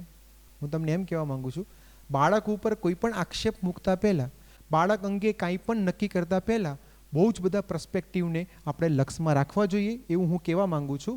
તો દરેક બાળક વિચારશીલ છે. તો આળસની મને વ્યાખ્યા કરશો, ઢીલાની વ્યાખ્યા કરશો? જે માણસો ઢીલા છે, આળસુ છે, એ સાવ નકામા જ છે. આ દુનિયામાં જેટલી પણ શોધ થઈ છે ને, આ કોને શોધ્યું? જેને ત્યાં જઈને ચાપ દબાવવામાં આ લાવતો હતો. કાઠિયાવાડમાં આવું કહેવાય. નહીંતર આ હું કામ શોધે? રિમોટ કંટ્રોલ દુનિયામાં જ્યાં પણ થયા છે ને, એ બધા કામ કોઈને વિચાર આવ્યો ને આવું ન થવું જોઈએ. નહીંતર તો મહેનત ન કરવા માટે ફટાફટ. બિલ ગેટ્સ એવું કહેતા, I will always choose a lazy person to do a difficult job because he will find N easy way to do it. અઘરું કામ કોને આપવાનું? આળસુ માણસોને. એટલે એ ટૂંકો રસ્તો કાઢે. એટલે હું એ જ કહું છું કે દ્રષ્ટિકોણ બહુ જ મહત્વનો છે, અત્યંત મહત્વનો છે, અત્યંત. આપણે જેમ માનતા હોય ને કે ભારતનું કોઈ દિવસ ભવિષ્ય સારું થાય જ નહીં, ના થાય. અને આપણું એક પણ કર્મ એવું ના હોય કે ભારતના ભવિષ્યને સારા કરવા તરફનું હોય. અને આપણે માનતા હોય ને ગમે તે થાય, થઈ જ શકે તો થાય. શ્રી, હું તમને અહીંયા એક જ વસ્તુ કહેવા માંગુ છું, ચેન્જ યોર દ્રષ્ટિકોણ અને આખું વર્લ્ડ તમારું બદલાઈ જશે. તમને જે વસ્તુ ઉપર ગુસ્સો આવે છે ને એની દયા આવશે. તમારો બાળક છે, દોરી બાંધતો હોય બૂટની, તમને શું થાય? જલ્દી બાંધને, કેટલી વાર લગાડીશ, દર વખતે વાર જ લાગે છે. આપણને ગુસ્સો આવે છે ને, દ્રષ્ટિકોણ ચેન્જ કરશો ને તમને એમ લાગશે કે મારા બાળકને આ કેમ નથી આવડતું, લાવું શીખડાવું. દયા આવશે. એમની ભૂલ દેખાતી હશે ને એમાં આપણી ભૂલ દેખાશે. તો આ આળસની વ્યાખ્યા જ કાંઈ થતી નથી. એડિસન એને બલ્બની શોધ કરી એ આપણે જાણીએ છીએ. જનરેટરની પણ એને જ કરી હતી, બેટરીની પણ એને જ કરી હતી. તમારા બધાના ખિસ્સામાં મોબાઈલ ફોન છે, એની બેટરીનો સંશોધક આ અમેરિકાના વૈજ્ઞાનિક હતા એડિસન. રેકોર્ડિંગ ઓડિયો વિડીયો બધાની શોધના પાછળ, એવી તો કેટલી બધી શોધ પાછળ એડિસન જવાબદાર છે. બન્યું એવું કે એકવાર એના ટીચરે લેટર લખીને એડિસનને આપ્યો કે તારી મમ્મીને આપજે, તું ખોલતો નહીં. એડિસને ઘરે આવ્યો, એના મધરને લેટર આપ્યો. લેટરમાં એવું લખ્યું હતું કે તમારા બાળકને હવે અમારી સ્કૂલમાં મોકલતા નહીં, કારણ કે જિંદગીમાં કાંઈ નહીં કરી શકે, કંઈ સાંભળતો નથી, સાવ ઢીલો ઢફ માણસ છે હાવ. છોકરાએ પૂછ્યું કે મમ્મી શું છે? એ કે બેટા આ લેટરમાં એવું લખ્યું છે કે અમારી સ્કૂલની અંદર એવા સારા ટીચર નથી કે તને ભણાવી શકે, કારણ કે તું એટલો બધો બુદ્ધિશાળી છે ને. બીજા દિવસે એડિસનના મમ્મી એકલા ગયા સ્કૂલમાં કે ભાઈ પ્રોબ્લેમ શું છે? એ કે તમારો છોકરો કાંઈ નહીં કરી શકે. મમ્મી શું બોલ્યા ખબર? એ તમારી અન્ડરસ્ટેન્ડિંગ છે, મારી અન્ડરસ્ટેન્ડિંગ નહીં. એ છોકરો મને ખ્યાલ છે, એ મારું સર્જન છે. એક વસ્તુ યાદ રાખજો બધા માતા પિતાઓ, કે આખી દુનિયા તમારા બાળકને સ્પર્ધા આપશે, તમે સ્પર્ધા આપશો. આખી દુનિયા એને ચકાસશે, તમે ચકાસશો. તો એને પ્રેમ કોણ આપશે? એને આશ્વાસન કોણ આપશે? આખી દુનિયાને તમારા બાળક પર વિશ્વાસ નથી, તમને પણ ના હોય તો એ બાળક જાશે ક્યાં? એનું છે કોણ આ દુનિયામાં તમારા સિવાય? સિમ્પલ છે. એની મમ્મીએ આવું કીધું. પાછા આવ્યા 8મા ધોરણ પછી એડિસન ઘરે એની મમ્મી પાસે જ ભણ્યો છે. તમે કલ્પના કરી શકો આટલું બધું? કારણ શું હતું? નાનપણમાં એને તાવ આવ્યો હતો અને બહેરાશ આવી ગઈ હતી, એટલે એ પ્રોપર સાંભળી નહોતો શકતો, બાકી એ હતો તો જોરદાર. અને બન્યું કેવું? એડિસનના મમ્મી મૃત્યુ પામ્યા. પછી એના ઘરની સફાઈ ચાલતી હતી ત્યારે એડિસનના હાથમાં લેટર આવ્યો અને એડિસને વાંચ્યો કે લેટરમાં ખરેખર એવું લખ્યું હતું કે તમારો બાળક ઢગલાનો ઢ છે, આળસુ છે, ઢીલો છે, એ દુનિયામાં કાંઈ નહીં કરી શકે. અને મારી મમ્મીએ મને શું કીધું હતું કે તું એટલો બુદ્ધિશાળી છે કે સ્કૂલમાં ટીચર નથી તને ભણાવવા માટેના. તો દરેક બાળક, હું ચોક્કસ કહું છું, એ આળસુ નથી. આપણો બાળક કેવો છે? વિચારશીલ છે. મારો બાળક કેવો છે? આળસુ નહીં, ઢીલો નહીં. Dream child, dream child, dream child. દરેક બાળક સમજુ છે. હવે next topic. The most important thing a father can do for his children is to love their mother. તમે એમ વિચારતો કે છોકરો નાનો છે ને ખબર નથી પડતી, એવું નથી. સ્ત્રી અને પુરુષ એના ચારિત્ર કેવા છે, એની પ્રામાણિકતા કેવી છે? છોકરો ખોટું બોલતા કોણ શીખડાવે છે? આપણે જ. હા કે ના? છોકરો બધું જ સમજે છે. બાળક જન્મે પછી 2.5 વર્ષમાં આખા જીવનનો પાયો એનો નંખાઈ જાય છે. પહેલો પ્રસંગ છે. એકવાર શિક્ષકે મીણબત્તી પ્રગટાવી અને બાળકને પૂછ્યું કે બેટા બોલ, આમાં પ્રકાશ ક્યાંથી આવ્યો? છોકરો હશે મારા જેવો, ફૂંક મારીને મીણબત્તી ઓલવી નાખી કે સાહેબ એમ કયો, ગયો ક્યાં? આપણને લાગે છોકરાને શું ખબર પડે? એવું નથી હો. અમે લોકો જ્યારે બહુ જ ક્રિએટિવ મીટિંગ કરવાની હોય ને, બધા મુદ્દા ચર્ચાઈ જાય ને, પછી 12 થી 14 વર્ષના કે 8 વર્ષના છોકરાને કહીએ કે આ વિચાર તને કેવો લાગે છે? એ જે વિચાર આપે ને એકદમ આઉટ ઓફ ધી બોક્સ હોય. બાળકો આપણને લાગે છે સમજુ નથી. દરેક બાળક સમજુ છે. મારો બાળક સમજુ છે, અણસમજુ નથી. શિક્ષકે પૂછ્યું કે બાળકો બોલો, સત્ય અને ભ્રમમાં શું ફેર છે? તો એક બાળકે આંગળી ઊંચીને કીધું કે સાહેબ તમે ભણાવો એ સત્ય, અને તમને એમ લાગતું હોય કે અમે ભણીએ છીએ એ તમારો ભ્રમ છે. કે એકવાર એવું પૂછવામાં આવ્યું બાળકને કે વિદેશમાં જનાર પ્રથમ મહિલા ઇન્ડિયામાંથી વિદેશ જનાર કોણ હતા? તે એક છોકરાએ આંગળી ઊંચીને કીધું સીતાજી. રાવણ લઈ ગયા હતા ને. તો પહેલાં તો એ જ કહેવાય ને, બધાને મનમાં શું થાય કે આ તો કાંઈ એવો જવાબ આપશે કે જે આધુનિક જમાનામાં છે, પ્લેનમાં બેસીને ગયા છે. એકવાર એક પિતા એના બાળકને સ્ટોરી કહેતા હતા કે એક છે ને બહુ મોટો રાક્ષસ હતો અને એને મારો બહુ અઘરો હતો. તો શું થયું ખબર છે? છોકરાએ વાર્તા અડધેથી જ અટકાવી અને પપ્પાને શું કીધું, પપ્પા રાક્ષસ બહુ મોટો હોય ને તો મારો અઘરો ન પડે. નાનો રાક્ષસ હોય ને તો તીર મારો ને તો આમ જતું રહે, આમ જતું રહે. મોટો હોય તો મારો તો લાગે જ. એ કે તમે આ વસ્તુ ખોટી કહો છો. એકવાર છોકરાને પૂછવામાં આવ્યું કે તાર પપ્પા શું કરે છે? કે મમ્મી કેમ કરે છે. હવે એક સાચો પ્રસંગ છે. જોન એફ કેનેડી નામ સાંભળ્યું છે ને? એના બનેવી હતા, એનું નામ છે સાર્જેન્ટ સીવર્સ. એ એના બાળકને કહેતા હતા કે તને ખ્યાલ છે જોન એફ કેનેડી આપણા સગા જ્યારે નાના હતા ને 14 કિલોમીટર ચાલીને જતા હતા સ્કૂલે. કેટલો એનો ભણવાનો ઉમંગ. તો છોકરાએ શું કીધું કે પપ્પા જોન એફ કેનેડી તમારી ઉંમરના હતા ને ત્યારે રાષ્ટ્રપ્રમુખ હતા. છોકરો તમને પૂછે પપ્પા પગાર કેમ નથી આવતો અરખો? એ કે મંદી છે. તે શું કે અમારે મંદી ચાલે જ ભણવામાં.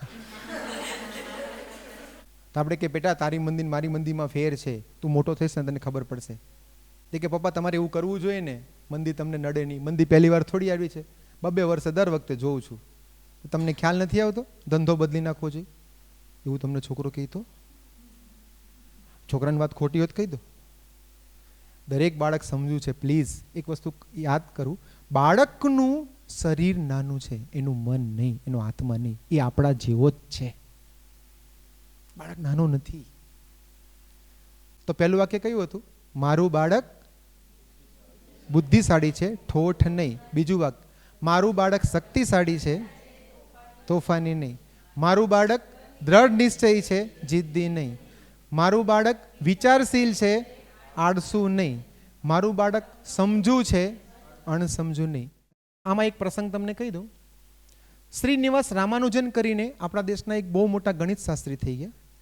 એકવાર સ્કૂલની અંદર ટીચર ભણાવતા હતા ભાગાકાર, કે ઉપર જે રકમ હોય એ જ નીચે આવે તો ઇઝ ઇક્વલ ટુ 1 આવે.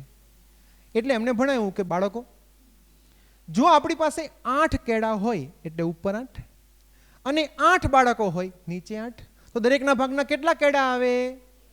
1. બીજું કીધું, આપણા પાસે 4 કેરી હોય અને 4 વાંદરાને આપવી હોય તો દરેકના ભાગમાં કેટલી આવે? 1. ઉપર સરખું નીચે સરખું, જવાબ કેટલો આવે? 1. છેલ્લી પાટલીએ બેઠા હતા શ્રીનિવાસ રામાનુજન. એને ઊભા થઈને પૂછ્યું કે સાહેબ, આપણી પાસે એક પણ કેરી ન હોય અને એક પણ વાંદરો ના હોય ને તો દરેકના ભાગમાં 1 કેરી આવે, કારણ કે ઉપર 0 નીચે 0 ઇઝ ઇક્વલ ટુ તો 1 થાય. સાહેબ ચક્રાવે ચડી ગયા. અને જ્યાં ટીચર હશે, ફિઝિક્સ કે મેથ્સ જાણતા હશે, આનો પ્રશ્નનો જવાબ સદીઓ સુધી મળ્યો નહોતો. તમે એમ માનતો બાળક અણસમજુ છે? મેં જોયું છે ઘણા પેરેન્ટ્સને બાળકના સાચા લોજિકને પણ બહુ જ સારી રીતે અવગણી નાખે છે. એ છોકરા પછી આગળ નથી વધી શકતા. Dream Child, Dream Child, Dream Child. આગળ વધીએ. દરેક બાળક પવિત્ર છે. મેં તમને આગળ વાત કરી હતી કે ખોટું કેમ બાળક બોલે છે? એને મારની બીક છે. બાળક ચોરી કેમ કરે છે? મારું જ ઘર છે, લઈ લે, એમાં હું હવે ભાગ માટે. તો 99% પોતાના ઘરમાં ચોરી જ કરી જ હોય છે. અને આ કોણ નથી કરતું? બ્લડમાં આવી ગયું છે આપણા બધાને. આપણે બાળકને કેટલા શાંતિથી કહી દઈએ, ચોરી કરે છે, ભાન પડે છે, ખોટું ન બોલાય, પ્રામાણિકતા રખાય. ઓહો હો હો. એ આપણું જોઈને જ બધું શીખ્યો છે. સિમ્પલ. મહાત્મા ગાંધીની વાત કરું, તમને આશ્ચર્ય લાગી જશે. ગુજરાતના આપણા પોરબંદરમાં ઉછરેલા, એકદમ શરમાળ, અંધારાથી ડરે, પ્રવચન કરતા ડરે, પગ ધ્રુજે. એક મિત્રએ એને એમ કીધું, તું નોનવેજ ખા અને સ્મોકિંગ કર 1 વર્ષ સુધી, તારામ તાકાત થઈ જશે. અને આપણા Mahatma Gandhi, father of the nation, એને નોનવેજ ખાધું વર્ષ સુધી, સ્મોકિંગ પણ કર્યું છુપાઈને. પૈસા ક્યાંથી કાઢવા? નોકર પાસેથી પૈસા લેતા. એનું કુટુંબ તો બહુ પ્રતિષ્ઠિત હતું, પણ પૈસા થોડા આપે સ્મોકિંગના, નોનવેજના. પછી એવું થયું કે એટલું બધું કરજ વધી ગયું, દેવું વધી ગયું, એટલે એને પોતાના ભાઈના જે ઘરેણા હતા, એટલે ભાભીના, એનો સોનાનું કડું, એમાંથી નાનો ભાગ તોડીને વેચી આવ્યા. હવે એમને પસ્તાવો થયો કે અમે ખોટું કર્યું છે, મારે મારા પિતા મોહનદાસ કરમચંદ એને કહેવું જોઈએ. એમને હિંમત નહોતી મોઢે મોઢ કહેવાની. આમ આટલા શરમાળ બધા હોય એની હિંમત તો ન હોય એવી શક્યતા પૂરેપૂરી છે. એને એક લેટર લખ્યો, ઊભા રહ્યા, એના પિતાને આપ્યો. એના પિતા છાપું વાંચતા હતા, છાપું મૂકીને એમને લેટર વાંચ્યો. એક શબ્દ બોલ્યા નથી એના પિતા. વાણિયાનું કુટુંબ એ જમાનાનો, સ્મોકિંગ કરે, નોનવેજ ખાય, કેટલો આઘાતજનક પ્રસંગ કહેવાય. ગાંધીજી પોતાના જીવન ચરિત્રમાં લખે છે, મારા પિતા એક પણ શબ્દ બોલ્યા નહીં અને એની આંખમાંથી એક જ આંસુનું ટીપું પડ્યું હતું, જેને મારામાં અહિંસાના બીજ વાવ્યા. સામેવાળો માણસ ગમે એટલું ખોટું કરે, આપણે નહીં કરવાનું, શાંતિ રાખવાની. આ ગાંધીજી આવા માણસ, આપણને જો ગાંધીજી ઉપર જોક્સ લખવા બહુ સહેલા છે, સમજજો. પણ આફ્રિકામાં આઝાદી, અમેરિકામાં આઝાદી, એ લોકો આના સિદ્ધાંત પર કામ કર્યું છે. તો આપણે એવું જ માનીએ છીએ ને, આત્મા તો પરમ પવિત્ર જ છે ને. એના સંસ્કાર વસાત કોકના કહેવાથી કંઈક એને પ્લસ માઇનસ થઈ ગયું છે, તો દરેક બાળક પવિત્ર છે, કોઈ અપરાધી નથી. હવે આપણે આગળ જઈએ. કારણ કે તમારો જે બાળક છે ને, અનંત જન્મમાં અનંત રોલ ભજવીને આવ્યો છે. આપણે એક તર્કથી વિચારીએ, એક લેડીઝ છે, ગયા જન્મમાં કોઈ ડાયાબિટીસ વાળાની વાઈફ રહી ચૂકી હોય અને 50 વર્ષ એને ઓછી ખાંડવાળી ચા બનાવી અને મૃત્યુ પામીને આ જન્મમાં તમારી ભાઈ આવી છે, તમને ડાયાબિટીસ નથી. ટેવ કેટલા વર્ષની પડી છે?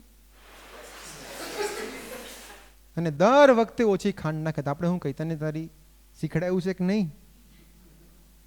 મનમાં થાય ને, આપણે કંટાળો આવે, કેટલી વાર તને એકની એક વાત કેવી.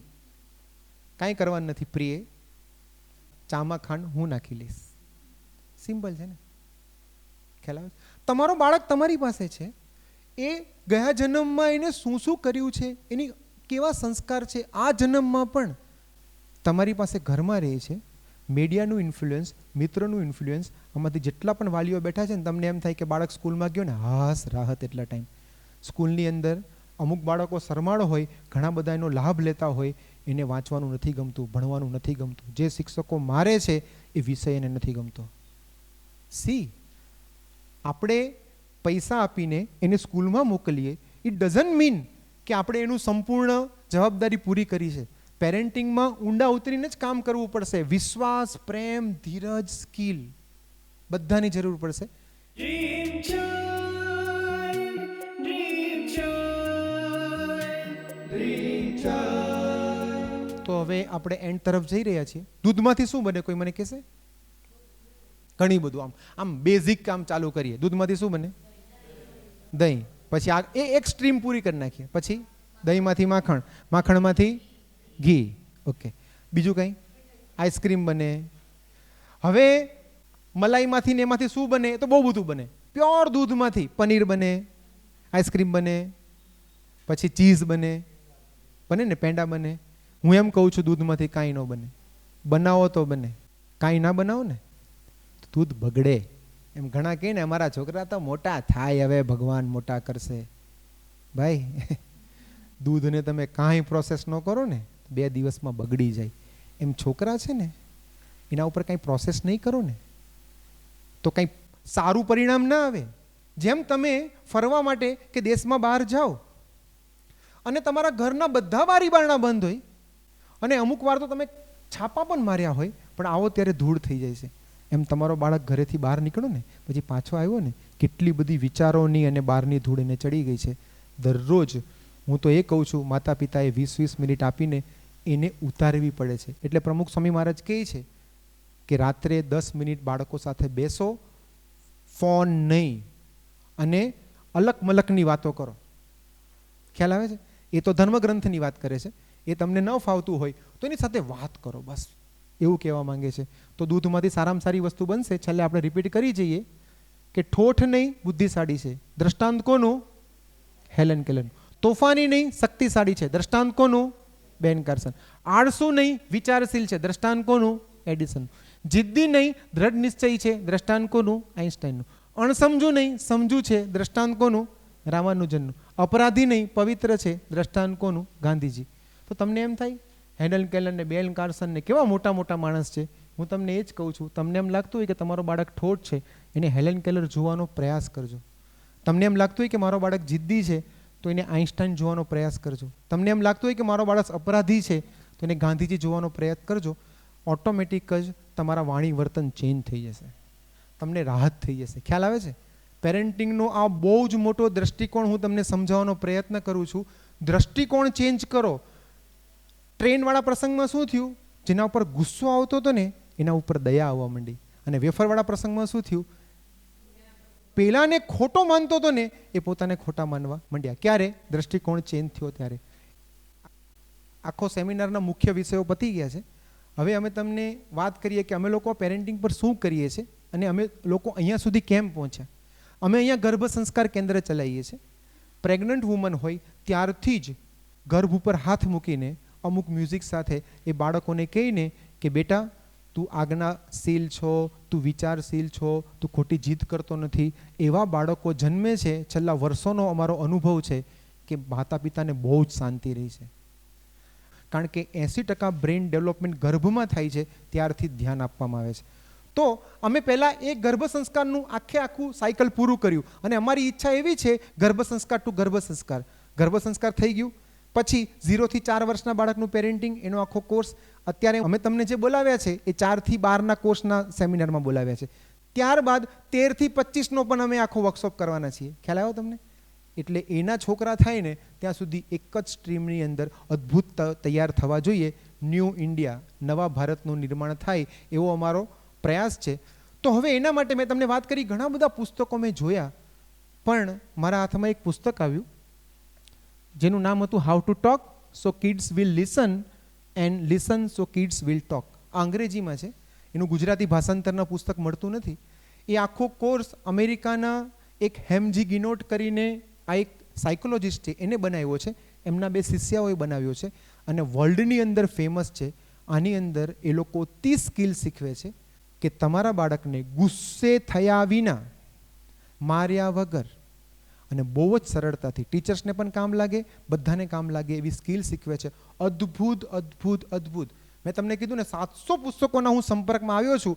મને આવું પ્રેક્ટિકલ પુસ્તક એક પણ નથી લાગ્યું. આનો આખો કોર્સ અમે લોકોએ એ લોકોને કીધું અમે અહીંયા ગુજરાતીમાં કરવા માંગીએ છીએ, તમે પરમિશન આપો. એ લોકોએ અમને ઓથોરાઇઝડ પર્સન તરીકે અહીંયા બનાવ્યા અને અમે લોકો ક્લાસ કરીએ છીએ. તો આ સેમિનાર હતો જેમાં દ્રષ્ટિકોણ ચેન્જ થાય છે, વિચાર ચેન્જ થાય છે. હવે પછીની પ્રોસેસ છે કેવી વાણી બોલવી, કેવું વર્તન કરવું, એની 30 સ્કિલ. એટલે એમાં અમે શું કરીએ છીએ, 4 સ્કિલ તમને શીખવી કે બાળકને કેવી રીતે સાંભળવો, એની 4 સ્કિલ.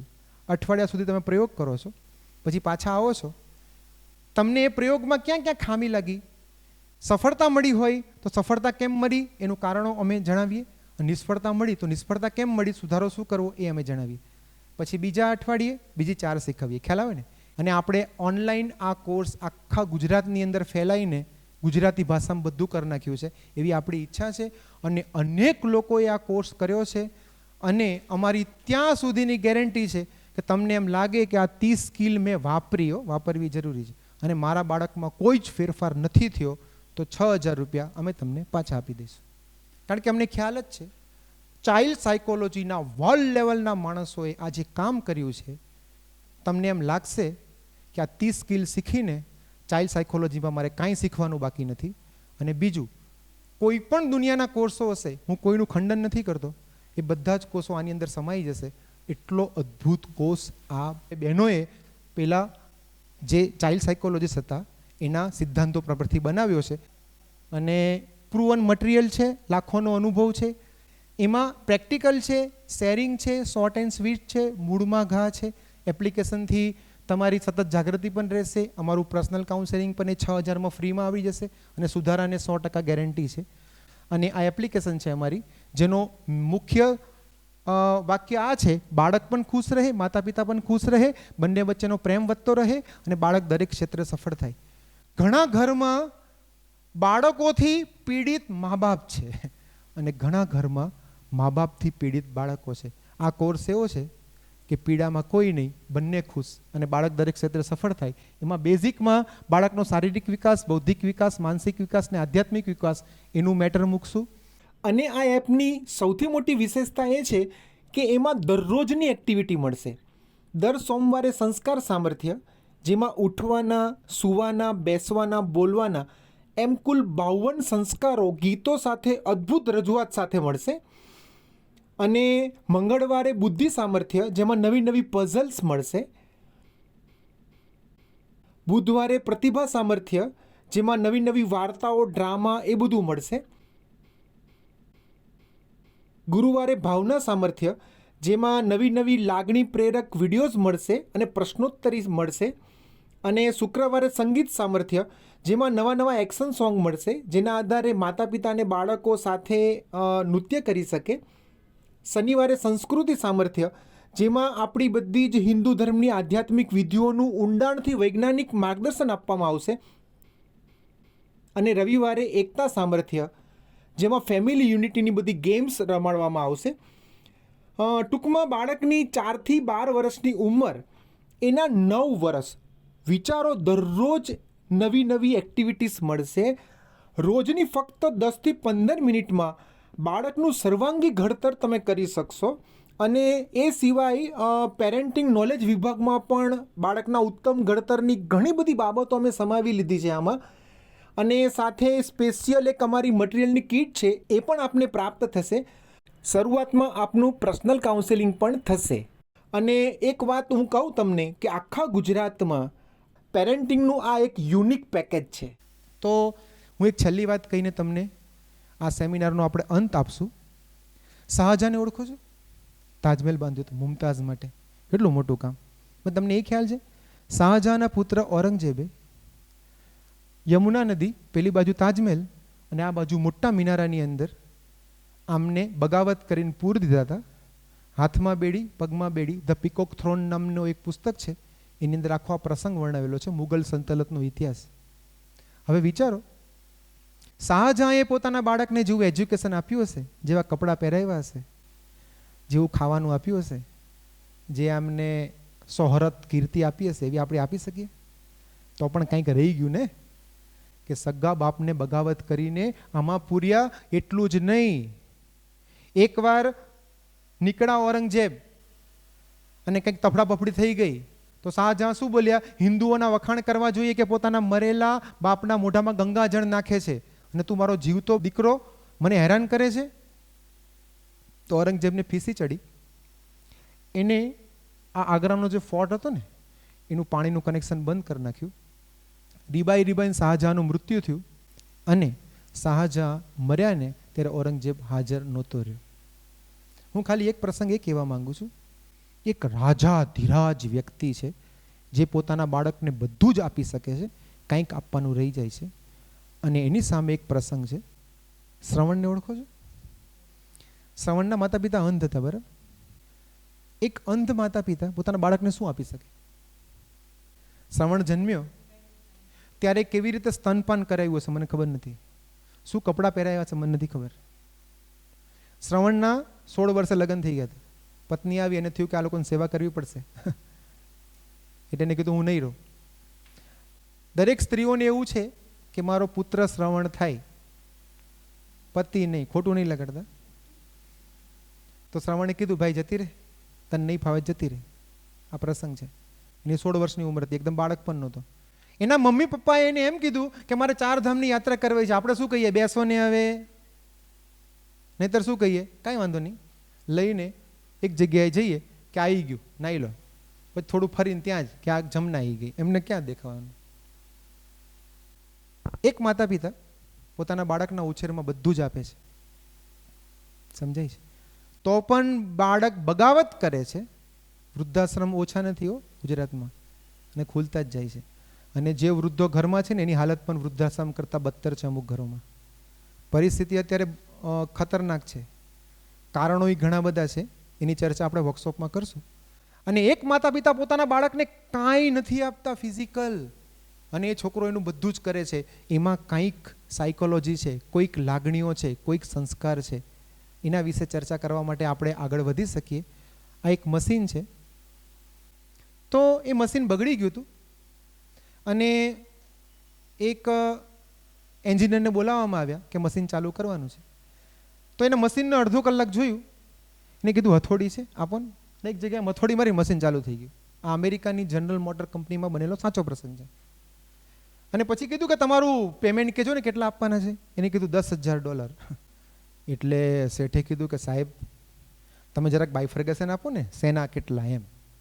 એટલે બાયફર્ગેશનમાં લખ્યું $1 હથોડી મારવાનું અને $9,999 હથોડી ક્યાં મારવી ને એને. એમ પેરેન્ટિંગમાં આપણે ઘણું બધું જાણતા હોઈએ, હથોડી મારતા તો આપણને આવડે છે, એક્ઝેક્ટલી ક્યાં મારવી ને એ આ લેખકો શીખડાવે છે 30 સ્કિલમાં. પ્રૂવન વસ્તુ છે. માતા પિતા બાળકોના પ્રોગ્રામર છે. જેમ કોઈ એપ બનાવતું હોય, વેબસાઇટ બનાવતું હોય, રામ બનાવો કે રાવણ, સીતા કે સુરપંખા, કૃષ્ણ કે કંસ, પાર્વતી કે પૂતના, એ માતા પિતાના જ હાથમાં છે. સિમ્પલ છે. અહીંયા આપણે આપણો સેમિનાર પૂરો કરીએ છીએ અને અમે છેલ્લે હજી એક વાર વાત કહી દઉં, સેમિનારની અંદર અમે દ્રષ્ટિકોણ ચેન્જ કર્યો. પૈસા બનાવવા એ જ અમારો ખાલી હેતુ નથી, નહીંતર અમે આ કોર્સની ઘણી બધી મોટી કિંમત પણ લઈ શકીએ. હું તમને ફોર્સ નથી કરતો, હું ખાલી તમને એ કહેવા માંગુ છું કે આ વસ્તુ એ લોકોએ એવી બનાવી છે કે ગેરંટેડ રિઝલ્ટ મળે જ, અને તમે વાપરો ને રિઝલ્ટ ન મળે તો અમે તમારું પેમેન્ટ પાછું પણ આપી શકીએ છીએ. અહીંયા અમે તમારા બધાનો આભાર માનીએ છીએ. સારામાં સારા સંતાનને તમે ઉછેરી શકો એવી ભગવાનના ચરણોમાં પ્રાર્થના કરીએ છીએ. તમે વર્કશોપમાં જોડાવ ન જોડાવ એ સાઈડની વાત છે, પણ આ 6 દ્રષ્ટિકોણ ચેન્જ કરજો, તમને શાંતિ રહેશે અને ખાસ બાળકોને શાંતિ રહેશે. બરાબર? Thank you very much.